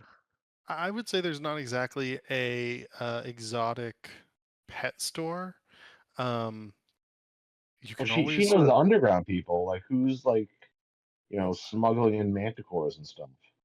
I mean, if it's a manticore you're looking for, that might be a little more difficult. But is there a different creature? I'm not actually looking for a manticore. It's like I Cool. just want a Displacer beast for the basement. yeah, something that would be something trainable, not destructive, that would be comfortable living inside.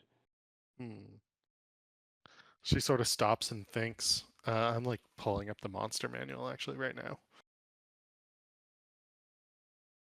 A were-rat. Yeah, like I want something for like a cosmetic pet, not a mechanical pet. Gotcha. I'm filtering I down. I think a phoenix in a cage. Phoenix Yeah, would That's be powerful though. yeah, Yeah. untrained is what I would say. You could do a bear. A bear. You could technically bears? do a dinosaur. There are some dinosaurs that you could have imported up from Chult, if you so wish. That would be And I pretty. feel like a bear would be too baller. big. I like What the about a idea of dinosaur? dinosaurs if they're like they're like Vincent basically, right? The idea. How big are they? We could do a small. I'm like looking at small and tiny creatures right now. Let's see. Like a mini velociraptor. Yeah, we could do that. We could say that like Vincent, trained something and then like brought it with him. What did I do? A velociraptor actually counts as there can be a tiny version of it. So yeah, I could give you like a tiny velociraptor house pet if you wanted. But importing that from Chilt is going to be a pretty penny. It's going to be about 500 gold, I would say. Exotic pet. 500 gold. That's pretty cheap. I feel. I feel like I spent 10,000 on armor. But I feel like that's All relative. not cuddly enough. Not Oh, cuddly not enough. cuddly enough. Okay. What's this? An Aurum Vorax. What type of creature is that? Ooh. It's a small monstrosity. I see. I wasn't looking at monstrosities. Give me a But moment. I just This is why I pulled would up do. I just googled small creatures and an Aurum Vorax. It looks like a honey badger with 8 legs, which would probably murder all of us in our sleep. What is the CR of it? Oh, it's a CR2. Oh, I just don't have that creature because it's in a different book. Aurum Vorax. You could get one Like of the these. one thing he doesn't have. Yeah, well, if it's funny, I own the actual physical copy based of the book. on I a don't own the Wolverine. D&D Beyond copy. Yeah, you could get one of those. That's going to be more expensive. That's going to be 1,000 gold actually. And the rationale here is its CR makes it more rare and more expensive and therefore more difficult to train. Okay. Well, maybe I don't want to spend too much time on it. Maybe I'll do some research out of game and see if I can find an ideal small pet for my laboratory. Sure. I also have I'm trying That to was find it. just happened to be one I clicked on. I've got a book I can send you called Stibbles, I think. And it's all about having pets in D&D. Yeah, Stibbles Codex of Companions. I will find the PDF and I'll send it to you. Sweet.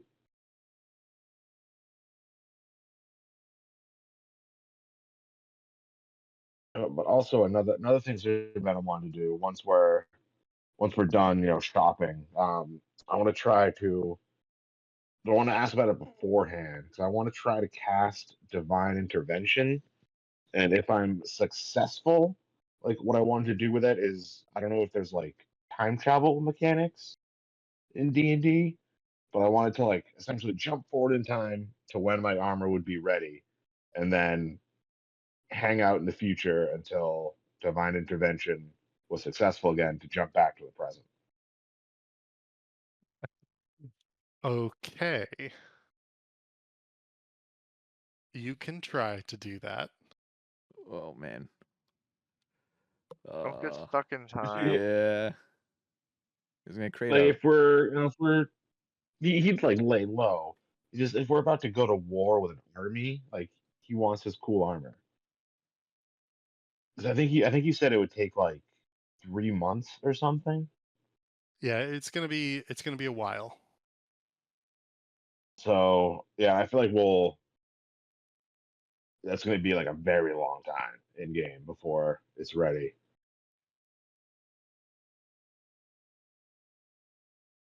I mean, Are we? all Doesn't have things to be like right depending. now. Like, are we good? Jump ahead to The a yawning future where portal. everything's collapsed. It's up to you guys. Are you good at the yawning portal? Yeah, we're done. Just wanted to make sure we got the place, get it running, and get it, operational, and yeah, just want to get that out of the way. Okay. No issues with doing that. Dizzy will ensure it gets up and running. We can have this as a second home base of operations for you. Now that you have one in Shenanigans and Neverwinter, you can also have the Yawning Portal in Waterdeep. I will also find mechanical benefits for you for this in-game mechanical benefits, both in you'll get one in Waterdeep regarding Shenanigans. We're going to call that like a level 2 home base because you've had it for longer and because you put more money into it. The Yawning Portal will be a level 1 home base. They will give you different amounts of bonuses or something depending on what you're doing in each city, and maybe they will help you do something between them even. So I'll figure that out for you guys. Cool. I'm just going to write that down because that is a bit of treasure that you've now purchased. Investment. Yes. Owning the yawning portal is pretty fucking cool. It is pretty fucking cool. So like at any time we can be like, let's just Just like a portal to let's just have a monsters. dungeon run. We'll go into the yawning portal for a few levels, kill some monsters, get some loot, and then get back to Oh, the I'm main gonna, quest. Definitely that send easy. my griffin. Send my griffin down Ooh. there. And also I was successful on my divine intervention. You were successful? Yep. Oh my I have to god. roll equal to or less than a 13, and I rolled a 9. All right. What's say happening? say again what it is you wanted to do, Sir Venom. I want to either like jump forward in time until like to a point where the armor would be ready. This is what you succeeded on? Yep. And then like, you know, lay low in the future until I'm able to divine intervention my way back to the present. Or if there's like another way just to make the armor like ready so I can take it with me when we leave. You could ask for the armor to be ready sooner. Yeah. So that's what I'm going to do is I'm going to give you the armor. So the Raven Queen hears your request and she goes, trying to get tricky, aren't you, my champion? And she simply puts the armor physically in front of you, complete and whole and ready. And she does this and she says, don't let the blacksmith see that I've done this. Otherwise, it might cause him to stop. Time is a finicky beast, something not to be trifled with or messed with. Be careful. She Yeah, hands you the armor. you would know better than me, my queen. And I admire my armor. Can't believe you actually succeeded for once. All right. I know. How many times have you tried? So Like, many. I think like every session. Like a dozen. like the first time I tried it, I was successful, and then this is like my second success, I think. But you haven't. Yeah, it's been all misses before this. So what Well, kind it's only of like it's a 13% chance to succeed, so it's tough. Glad you finally hit what it. kind of buff did he get with it? That was expensive. His Plus- armor was plus one. already cracked, so What kind of buff? I thought, oh, did I not give you like a specific set of mechanical bits to it yet? No, it was working it's basically like combining adamantine half plate with the like black dragon half plate. I didn't know Yeah. if like That's right. everything Well, the way from it would Dragon carry yeah, over. the way things were going, you weren't gonna have it ready for like a while. And now I it's like will. I want it now. Let me see. Forgot that you put dragons. So I think it's going to have to be a custom item, is what I would say. So I might need to spend some time making it at some point. I'm just glancing at the list of armor, just to see if there's like something I can give you.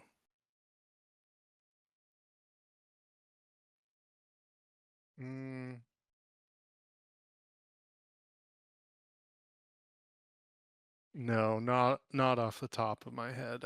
I would say I'm gonna have to make you some armor. So give me a little bit. Sweet. So you can at least put your old armor on now and get your AC back up to. Now his AC is reduced. Mm, Yep. I What? can tell you this. Knock him down to 17. It gives you at the least. It at least gives you resistance to poison, and that would be the Black Dragon scale effect at least. The adamantine continues to give you what adamantine will give you. I think it's going to be a +2 for magical bonus. damn, what was it But before? I don't know. I don't think it was anything before, was Yeah, it? That's pretty good. I don't think so. Yeah, a +2 I think is pretty dang good. I And think you just had regular Yeah, armor before. For so the resistance to I spent as poison. much money on that armor as Axel just did for the yawning portal. I mean, this is a pretty legendary piece of armor, right? And it will give you. I'm just pulling up a black dragon in particular because why not match it off of that?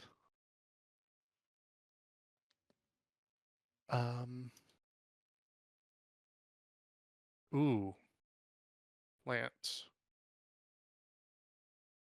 So you can use speak with plants at will. No, Speak Wow. with plants. Nice. That's I don't think any of us can talk with something. plants yet. Hey, yo, plant, what up?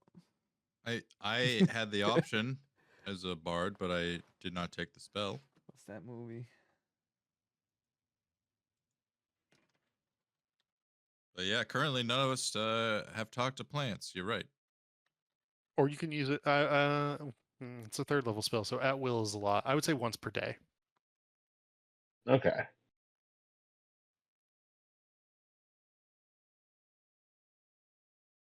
That to your bag of tricks.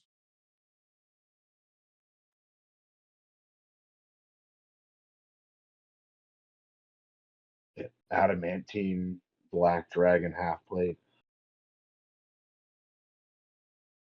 Honestly, I actually think the biggest thing about this is the resistance to poison because so many creatures have poison.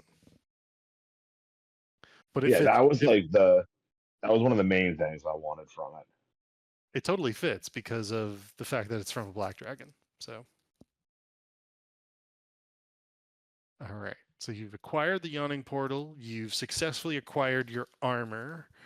I am going to send you some rewards in terms of options that you could research on quote unquote downtime for a pet for Sir Venom.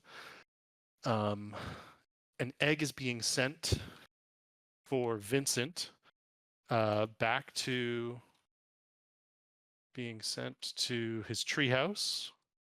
And then I will give you Bastion rules or Stronghold rules, which is actually one of the new D&D 2024 rules in the Dungeon Master's Guide. So I'm going to reference a few different places and see what I can come up with for you guys for that. Now that you have a level 1 and a level 2 Stronghold. Anything else? Also, that we should folks have? totally keep our eyes out for a spaceship because now we know that spaceships exist in this Yeah. world. Oh, that is right. Sir Venom totally wants to be like a space pirate. What was the story Yeah. with that meteor? Wasn't there a meteor or something? Rock of Brawl. Yeah, there was a meteor that Spaceport. the guys took a spaceship to get to. I feel like that's something we never really jumped too far into. Because all there's so much craziness going on. It was like, and a meteor's on the ground, and it's like, what? And then the Oh, next thing. Sir Venom never Well, forgot no, it. His main it flew goal was to by, become right? like a pirate ship Yes. captain, but now we It know was- It that flew there's like by, and the these people from versions the of that. yawning portal, or from the magic place, went on to it. Yeah, it did not Oh. land on the ground. It Oh, only gotcha. it flew by the So this the, isn't the like world. a Terraria situation where there's like some fancy meteor on the ground and we gotta mine it to get. Right. Not like that. Okay. Got it. All right. Is there a timeline for my egg or rules? Is there actual stuff about Griffin raising a Griffin that I I am can either looking find out? I'm looking into that. I have this and I'll send you like what the cover looks like. But I have this thing called Stibble's Codex of Companions, and it's literally just like all about Companion. yeah, it's literally like how does this work? So I'll figure all that stuff out for you guys. Now you got a Tamagotchi egg. Look. Yeah. Well, I was figuring that I was gonna hire someone to feed it, and raise it a little bit until Like I a can come. Tamagotchi. I could come like raise it, the battle, take it on the Yeah. battle, adventuring. But Vincent would try to I would try to hire someone to do that, unless I could carry the egg around with me, if that made more sense. I guess whichever one made more sense to Vincent. We'd either have it raised at the thing for a little, like off while we're adventuring a little bit, or if I should just carry it around myself. I would say you probably don't want to carry it around yourself. Yeah, that's fine. Good. I'll have it sent there, and I'm gonna try to find someone in town to, I'll like hire someone. And do you want to Make try a to find watch someone after. here in Waterdeep in particular? Yeah, that might make sense. Okay. Or, well, unless we're going back to our town for any reason, I would look at the gang. What are we doing? What do we think we're gonna do going forward now? What's our Well, plans? we're gonna be getting ready for battle. After all this, and Yeah, who we then battling? what? The orc? Who we battling? We're gonna go defend Yartar. The goblins. Yeah. Yeah, the goblins. Okay. So yeah, I guess while we're in town here, Vincent's gonna try to find someone and have him go back to his spot and go take his egg. Gotcha. Go ahead and make an investigation check. And in particular, it sounds like you're trying to hire an individual to hatch, raise, and train a griffin for you at the treehouse. Is that right? Yeah, Okay. till I get back. 16 is not bad, Vincent. It does take you a little while. You try a number of different taverns. The first two are just flat out strikeouts. They're in probably the wrong parts of the city. But as you wander your way through the castle ward, you do stumble into a tavern that actually has members of the Griffin Cavalry. They seem affronted at first that you've somehow acquired a griffin egg, and then one of them realizes who you are, one of the heroes of the city, and they sort of soften and they say, "We've heard stories of you all from Hansel. Um, we can put in a good word with a number of folk, and yeah, we'll see if we can find you someone by tonight." Eventually, there is a halfling woman who steps forward to you, finds you in the evening, and her name is Jezariah, and Jezariah offers her services to train your griffin for 250 gold.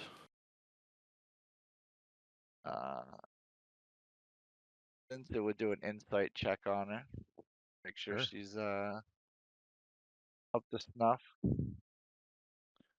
Yeah, so she actually comes dressed in a few things that hark back to someone who works with animals. She's wearing sort of like leather riding chaps, as well as she has a riding crop at her hip. She also has goggles around her neck, sort of suggesting that she's like flying through the air all the time. She also begins to talk about griffins, and you can see a clear love for them as beautiful, wonderful creatures. You think you're hiring the right person with Jezariah. Perfect. Then Vincent's gonna offer the treehouse to her, to stay and make herself Gotcha. at home as long as she watches over the egg, keeps Oh, it out of excellent, trouble. excellent. Oh, yes, of course. Can I ask, how often are you going to be around, and do you have a name for your griffin? No name yet. I'll think on that. I gotta meet him first, or her. I don't know. But no, I'm a very busy out adventuring. That's why I need someone to make sure this griffin can get raised properly before I can take it out adventuring with me. So I'll check in when I can, but it's really up to you. No, that's acceptable. One other thing, is there something that we can have to give to the griffin that it will know your scent? Some sort of object? Yeah. And Vincent pulls out something. What do I got in my inventory? A dirty sock.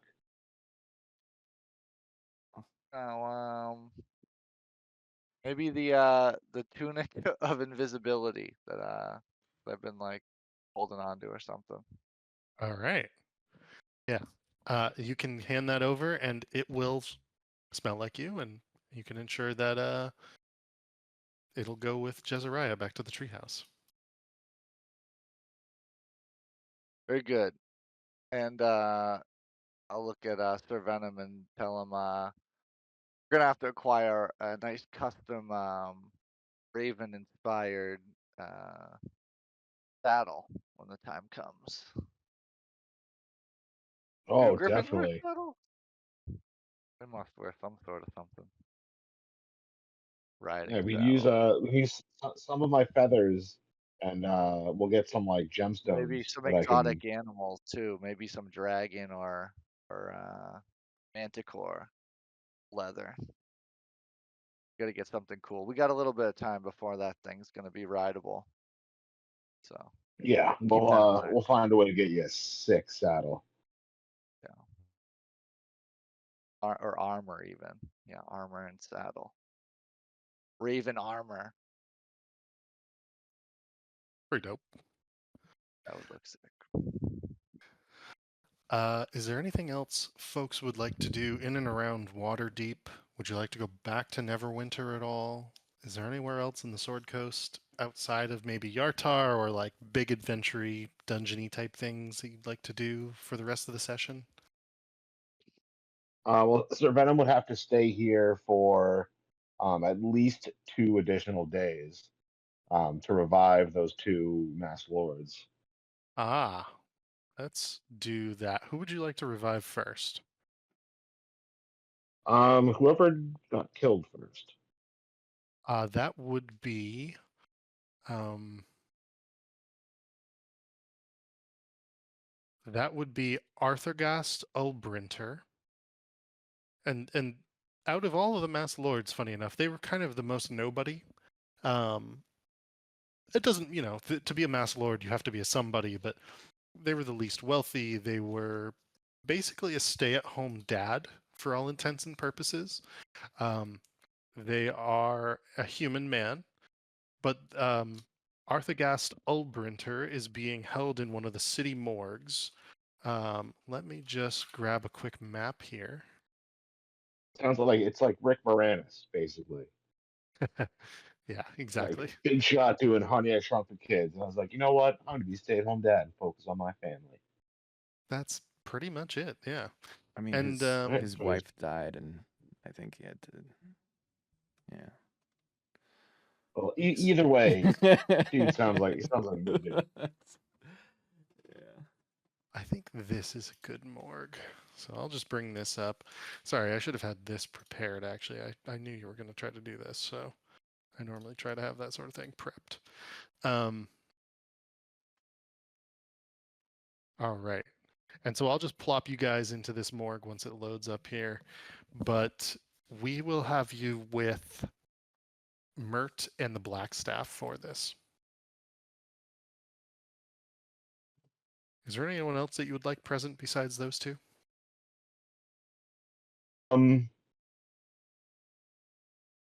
Oh, his family? Oh, okay. We could have Yeah, family we'll around bring for his this. family along. Yeah. Maybe they don't have to like come into the morgue if they're not comfortable with it, but I would say they I would would try to wait at least outside. I would try to at least get them in like in the vicinity. Oh, these bodies look far too large. I gotta adjust the scale here.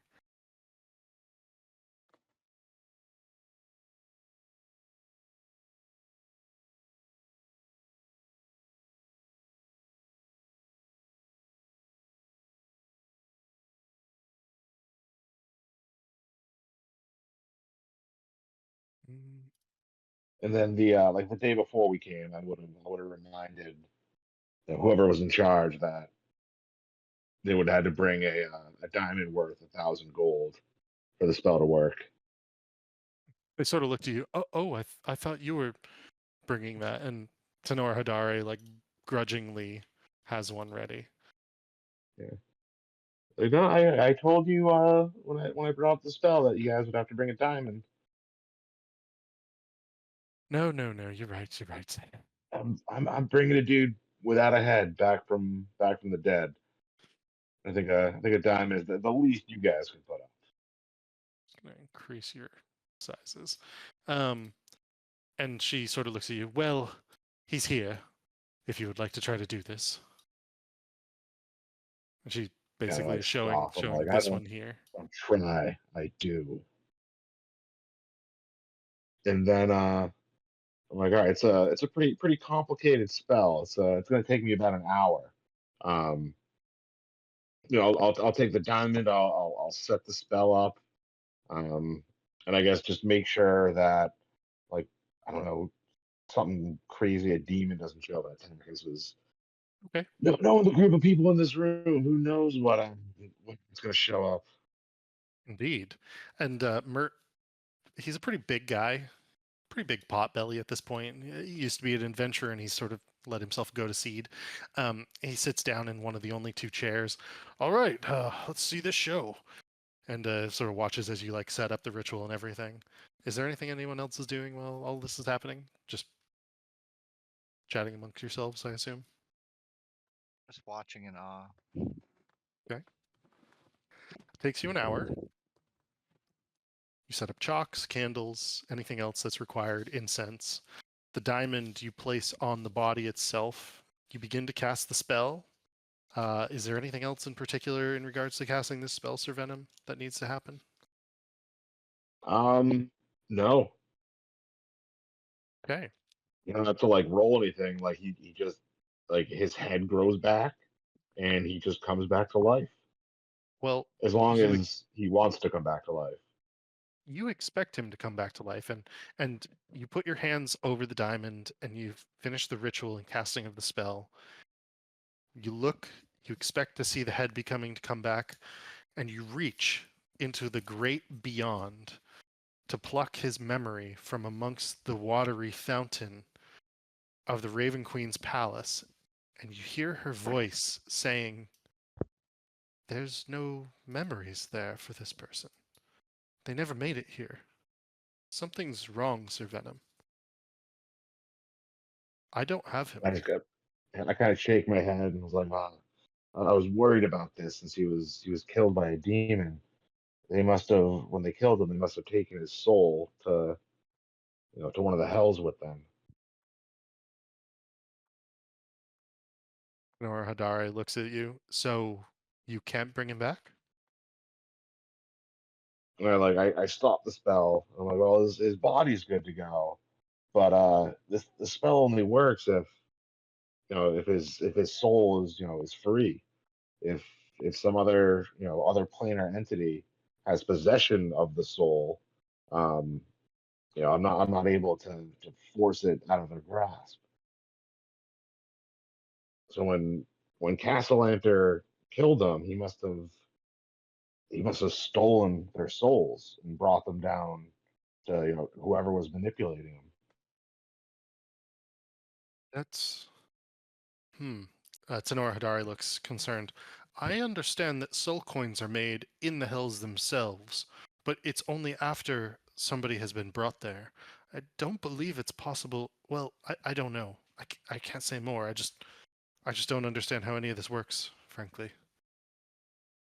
Don't we have a soul coin still? He looks over at who had it? Riku? I think I had one at one point.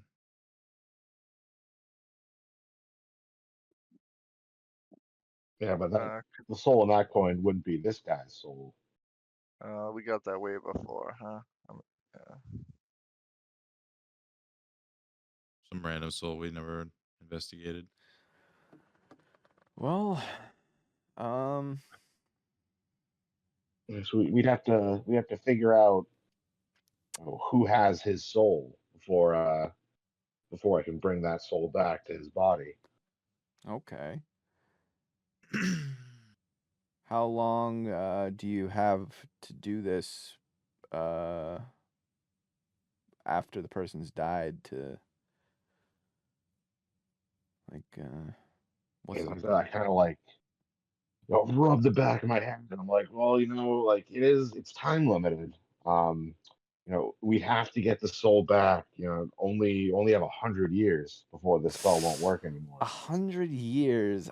I mean, yeah, I guess we are on a time crunch. We'll just have to, you know. Put it on the to-do list. Yeah. Well, Add to the top of the pile. so the good thing Yeah. is we And I turned know. to the blackstaff. I'm like, if you can have any of your people or your agents, like Mart, you too, like maybe look into this, um, try to divine where his soul ended up or who has possession of it. We might be able to get it back then.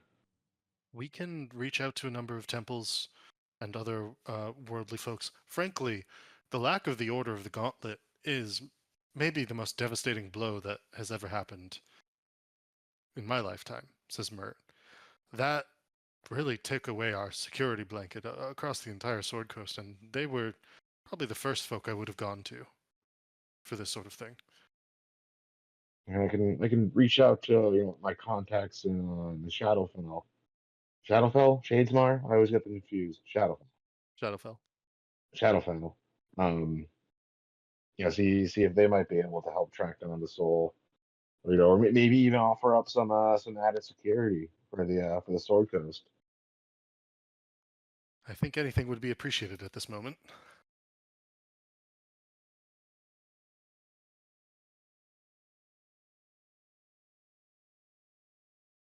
Yeah, Is so there I'm gonna anything say else? like, well, if you'll excuse me, I have to go let down this poor guy's family and let them know that it's gonna be a little longer than I originally promised. Yeah, and you talk to his kids and his wife, um, do that off-screen, quote unquote, and Yeah. not a pleasant conversation.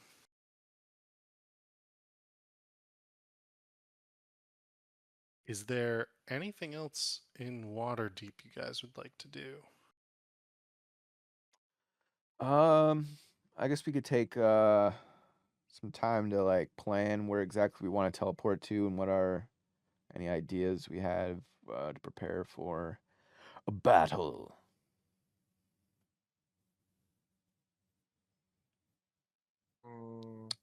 Cause which when we Our got plan of attack. there, who was it that was flew? Somebody flew. Probably. Somebody Oh, got yeah. some. Sir Venom flew up and used his magic eyeglass to scope out the place. Yeah, so if we could remember what you saw, that would help. Yeah, I'd minor illusion with like a little 3D map of the area as best I can remember, Hey, with like the and town and the rivers and the goblin encampments. I'll actually do you one better. And the town of Yartar sits on the river Serban and the river Desarin, where they meet and begin to flow south into each other. I am going to bring up a map in Owlbear because why wouldn't they have a map in Waterdeep of this? And you can begin to get a sense of the city. Let's see.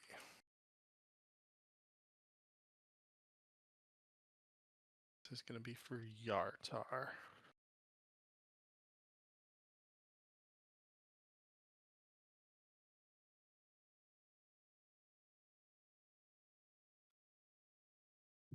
So this is the city of Yartar. Your understanding is that the Goblin Horde sits over on the left side near the Tribor Trail. And I will give you so you've got the Goblin Horde over there. And you've also got the Goblin Horde on the south side. So they got two spots. Yeah. And is the army that we're sending coming down from they're coming using the Tribord Trail or Yep. Okay. Yeah. So they're gonna come The from way the that the west. army is coming is from the south, and then they'll come along the Tribor Trail from the town of Tribor, which sits about 20 miles to the west. So maybe. So if they're going to be engaged with these guys right here, then maybe we get behind this one.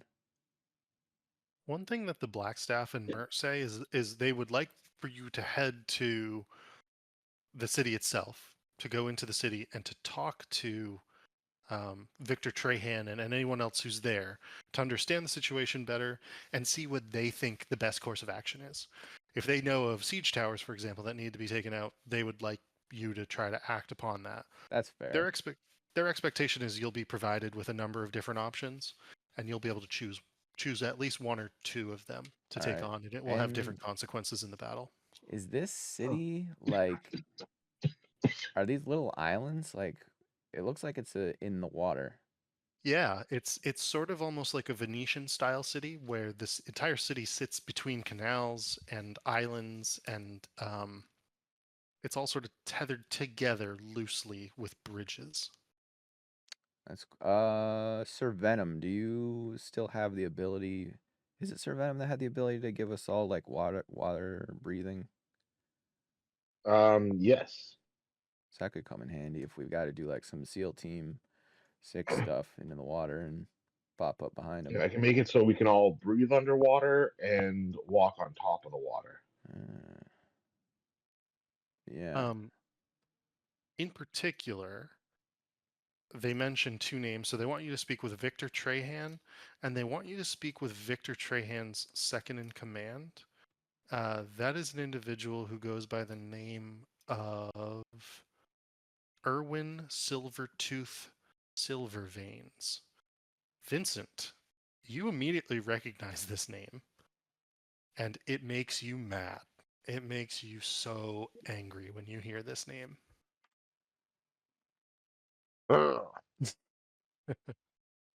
What's the matter, Vincent? This guy. He used to be I a hate pirate. him. Huh. He When used you to be knew a him, pirate. yeah. And when you used to sail with him, Vincent, he wasn't so nice. Not a nice pirate. Okay. Well, the Blackstaff, she told us to talk to him and Victor, and this Victor guy. Don't trust him. You don't trust them? Well, that's good to know when we're talking to them. Does anybody have an idea of like gear they might want to pick up? I was thinking, so if we wanted Vincent to get like fire arrows, like can he just like how to fire out? Like can he buy fire arrows? Like Yeah, you make can them go or to something? Aurora's Realms and get some like arrows of fire damage or something. Yeah, because I think those might be good. Because if say they have like siege stuff going on, if we could get those on fire, then they're made of wood and we get them on fire. That would be super cool. If that's something Vincent wants, fire arrows. I mean, they sound fun. Yeah, I think it'd be They useful could be for like battle and They could stuff. be useful. Yeah. If we got healing potions. And I like the idea of having like the Air Force drop bombs on the bad guys too. Yeah, I guess is that even possible in this game? Well, basically, I'm thinking like jugs, primitive. Well, there's what like alchemist fire? Isn't that like basically a grenade? Yeah, there's also alchemy jugs. I'm actually trying to find it right now. So alchemy jugs are 6,000 gold a piece. Woo! Uncommon magical items. That's alchemy jugs.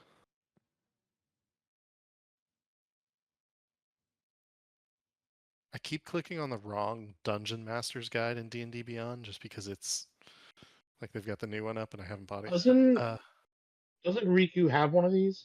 Don't we already have an alchemy jug? Oh, that's right. Riku? Yep. We have one. Haven't heard Riku in a while. I have a There he is. wine thing. So He's got the it's the wine one. Oh, You're okay. right. Well, That's my bad. so would it be possible to get some kind of Oh, yeah. like a budget from? Well, we talk to the Griffin Cavalry people and see if there's some kind of budget they have for battle. I mean, this is battle. An air raid. This is like An air raid. we can't be expected Ooh, to. let's see if we can find kegs of alchemist fire.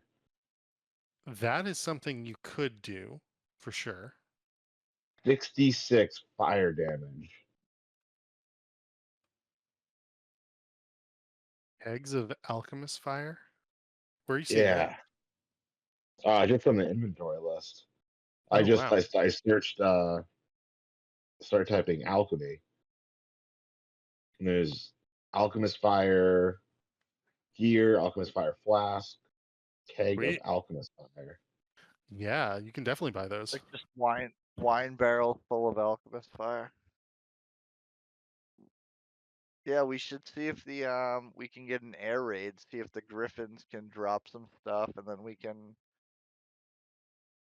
attack. Wait, we could just bomb the we gotta protect the city, yeah. Just bomb the camps before they attack. Or are they actively I think they're in the sieging middle of the city? They're probably using their siege weapons to hurl like rocks or I don't know whatever they got. Yeah. That's why We could have, have to like- go there and see what they want to do. We could have like Sir Venom and Riku up in the air like at night. Like leading the Griffins to like drop a bunch of kegs of alchemist fire like onto the siege engines and goblins, and then have like Axel and Vincent like leading a charge on the ground or something. So, funny enough, Aurora's Realms will need to import a keg of alchemist fire from the Rock of Brawl.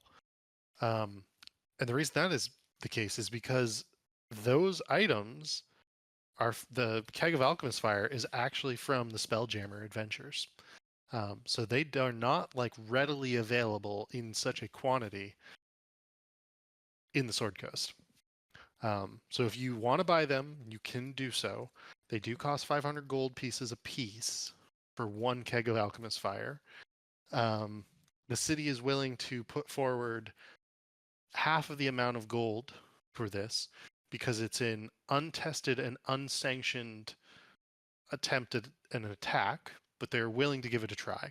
So if you'd like to buy 5 of them, you're talking 2,500 gold. The city will put forward half of that. I mean, I think it's worth it because I done. think that'd be really cool. So that'd be Yeah, 1,250 on our end. Mm-hmm. Yeah. All right. That's our Yeah, opening move. Yeah, I think just because it sounds fun as fuck, we should get that, and that's for That's 5, the opening you say? move, and then we have the Griffins drop them, and then we move in and clean up the mess. But that's just one of the. That's just one of the groups. Then we got to get the other group. Yeah. Well, I would hope that once we get one, we fuck one side up, then the other people will start to panic. We'll sandwich them. We'll Maybe see. I can start fire Plus, we arrowing. gotta go. We gotta get to Yartar and see how they even want to. Do they want us dropping these bombs? And Oh, we're just doing it. even if, yeah, right now we're Well, in it's Waterdeep, outside the just door. looking at the map, seeing what's, trying to get an idea of what Yeah, I we mean, need to we're prepare. not dropping them on the city. We're dropping them right outside. Yeah. You know? So let's take care of the ones on the west first, and then we'll worry about the south. We'll maybe could we do a ship attack? Do we have any I don't think it's that close like to a up the coast. canal? Like, I thought it like was right on the water, like the river. Not like so we do have that one ship, and I think that ship might be too big to go up a river. Because river, you need like a ship that can go up a river would be. It's like a Viking. You need like a Viking long ship.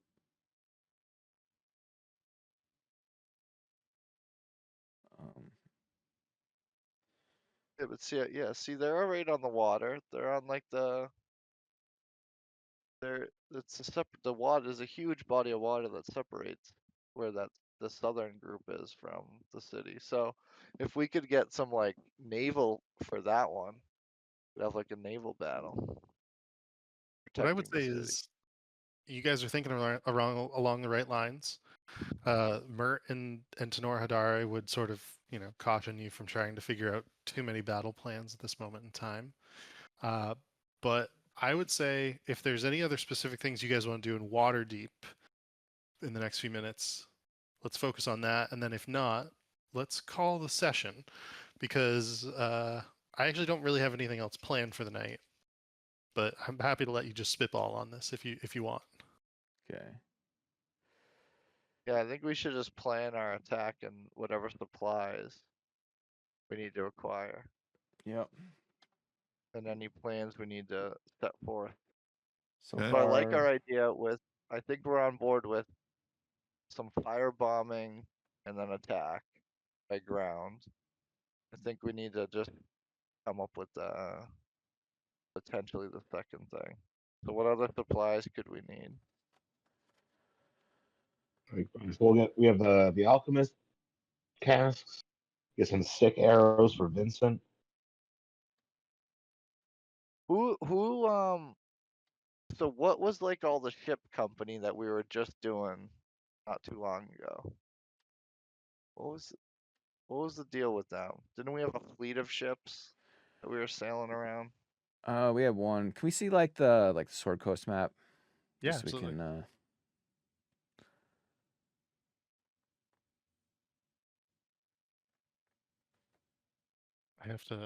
I have my stuff pretty well organized, but I always have to like remember where I hide this map. So Yartar. So it's you want a ship to go up this, like this It little looked river here. bigger on the other map. It looked Yeah, bigger that's on the what other. I'm The- saying. Is a ship the size that we have access to cannot go up It this it kind of actually river. can, It is can. what I would say. Yep. So Yartar to Waterdeep is a common shipping lane. It is a very large river, and it is very navigable by sailing vessels. No issues. In Yo, fact, let's bring our boat and Hey, if we can cannon sail a ship up that, then yeah, sure. I mean, we'll at least talk to the captain. I forget his name. Davison tell 'em to come Jonesboro. on up. Ah, yeah, Davy Sure, you We Jones. we can lay siege on that party like we talked about while we get some backup ships to come up the river. Then we can river attack them. Yeah, well, at least tell him to prepare the ship for The cannon, Yartar. get the cannons ready. I'd say let's send word, get that happening. All right. So Davison Jonesboro. But possibly talk about extending the contract, because I feel like, we only, because we time jumped 6 months. That means we only got 6 months with him left, and I feel like that's gonna come quick. Yeah, bring them up.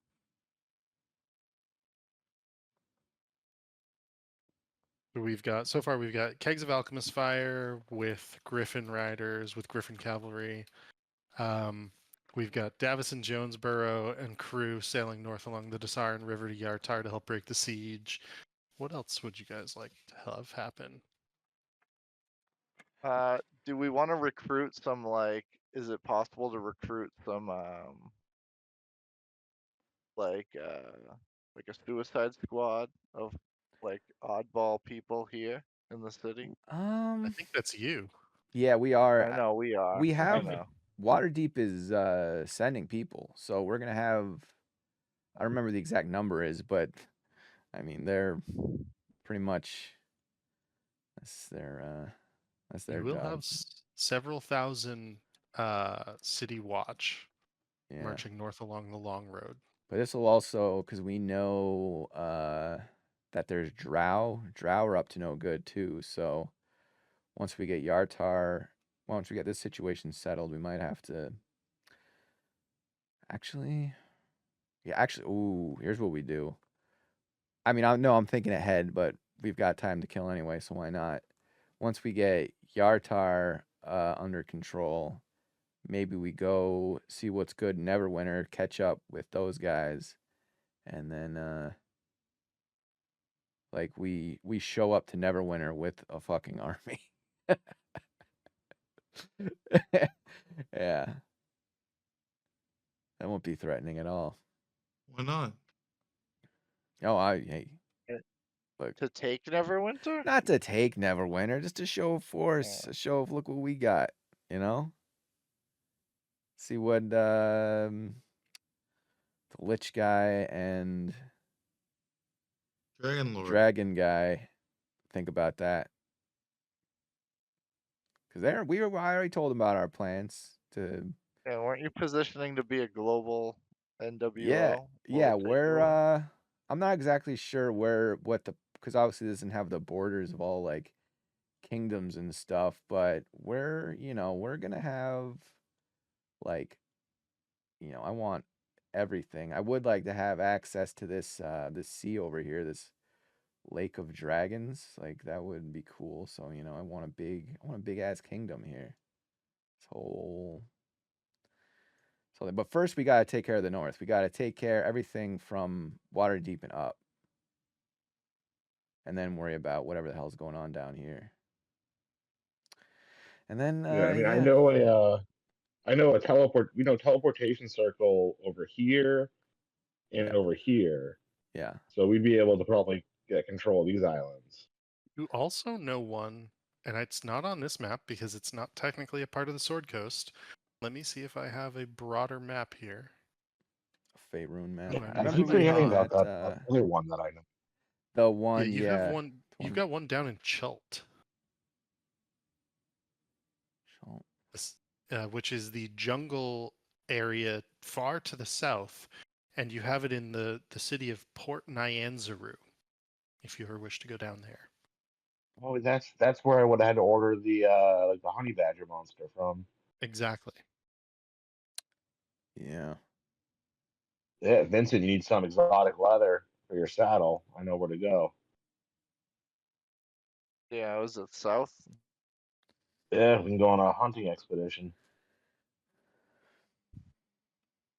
Yeah, I want some displacer beast pelts. Chult's a cool place. What do you think of all this, Riku? Sounds good. Okay, nice. Riku Glad to ready have to your battle. approval. Yep. Yeah, he's Vincent would load up on arrows too. Make sure we're fully stocked. Okay. Something he doesn't do often. I would say that if you would like, Vincent, you can spend 250 gold for 20 arrows of fire, which deal an extra 1d6 damage. Oh, sold. 20 arrows of fire. And the Yeah, I'd heads make on sure. I them don't are even know if this is something I effectively. can get in this city, like ammo and gunpowder and stuff for my pistol. You can get 20 shots of ammo for your pistol for 200 gold.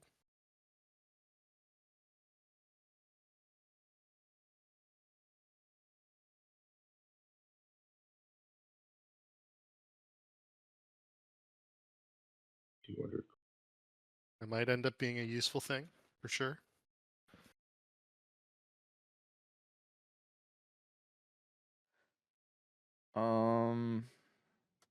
Would the black staff know where we could buy any like potions of speed? I think what store was that I asked? I think it was already. I already asked in Waterdeep. Maybe the black staff knows potions of speed. Potion of speed. Yeah. Let me just roll to see if they have this.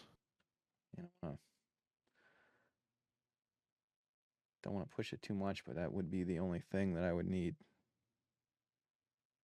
They can give you one potion of speed. What is this?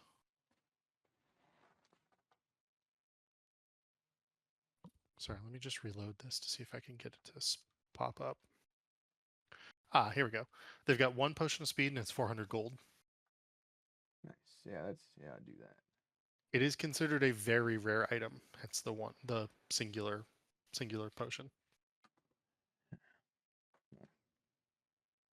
And we already wiped everyone out of healing potions. Yeah. Oh yeah, Yeah. we're pretty stacked on healing potions. I mean, we can never have too many, especially if we're taking down an enemy.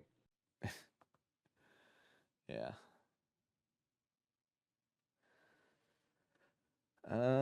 Yeah, I think I'm good. Okay. I've got a bunch of notes here just to recap them briefly. The several thousand City Watch are going to travel north along the long road to Yartar, up to Tribor, and then east to Yartar from Tribor. Davidson Jonesboro and his crew will be sailing north along the Dasaran River to Yartar to help break the siege.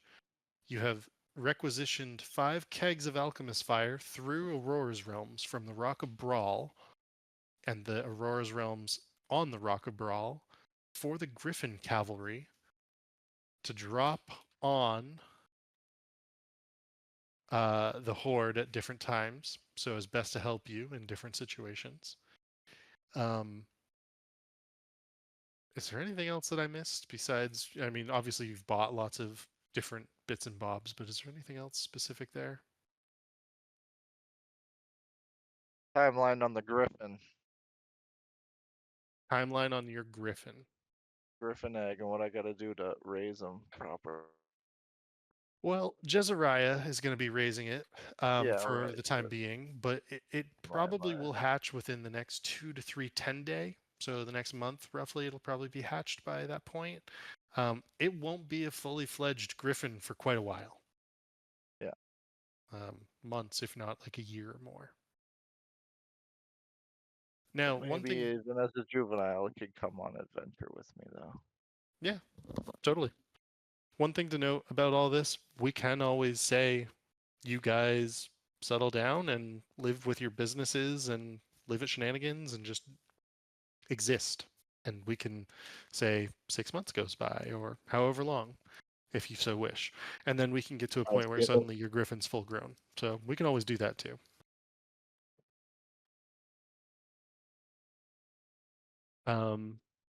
Any last things before we wrap up for the evening? Oh, so we gotta lay a siege. The Yeah. goblins. This is gonna be like our first like big battle. Battle. Yeah, Yes. that'd be cool. Yeah, it'll Kill be fun. all goblin. All right. Well, then on that note, guys, good session. And have a good week off and have a good Thanksgiving.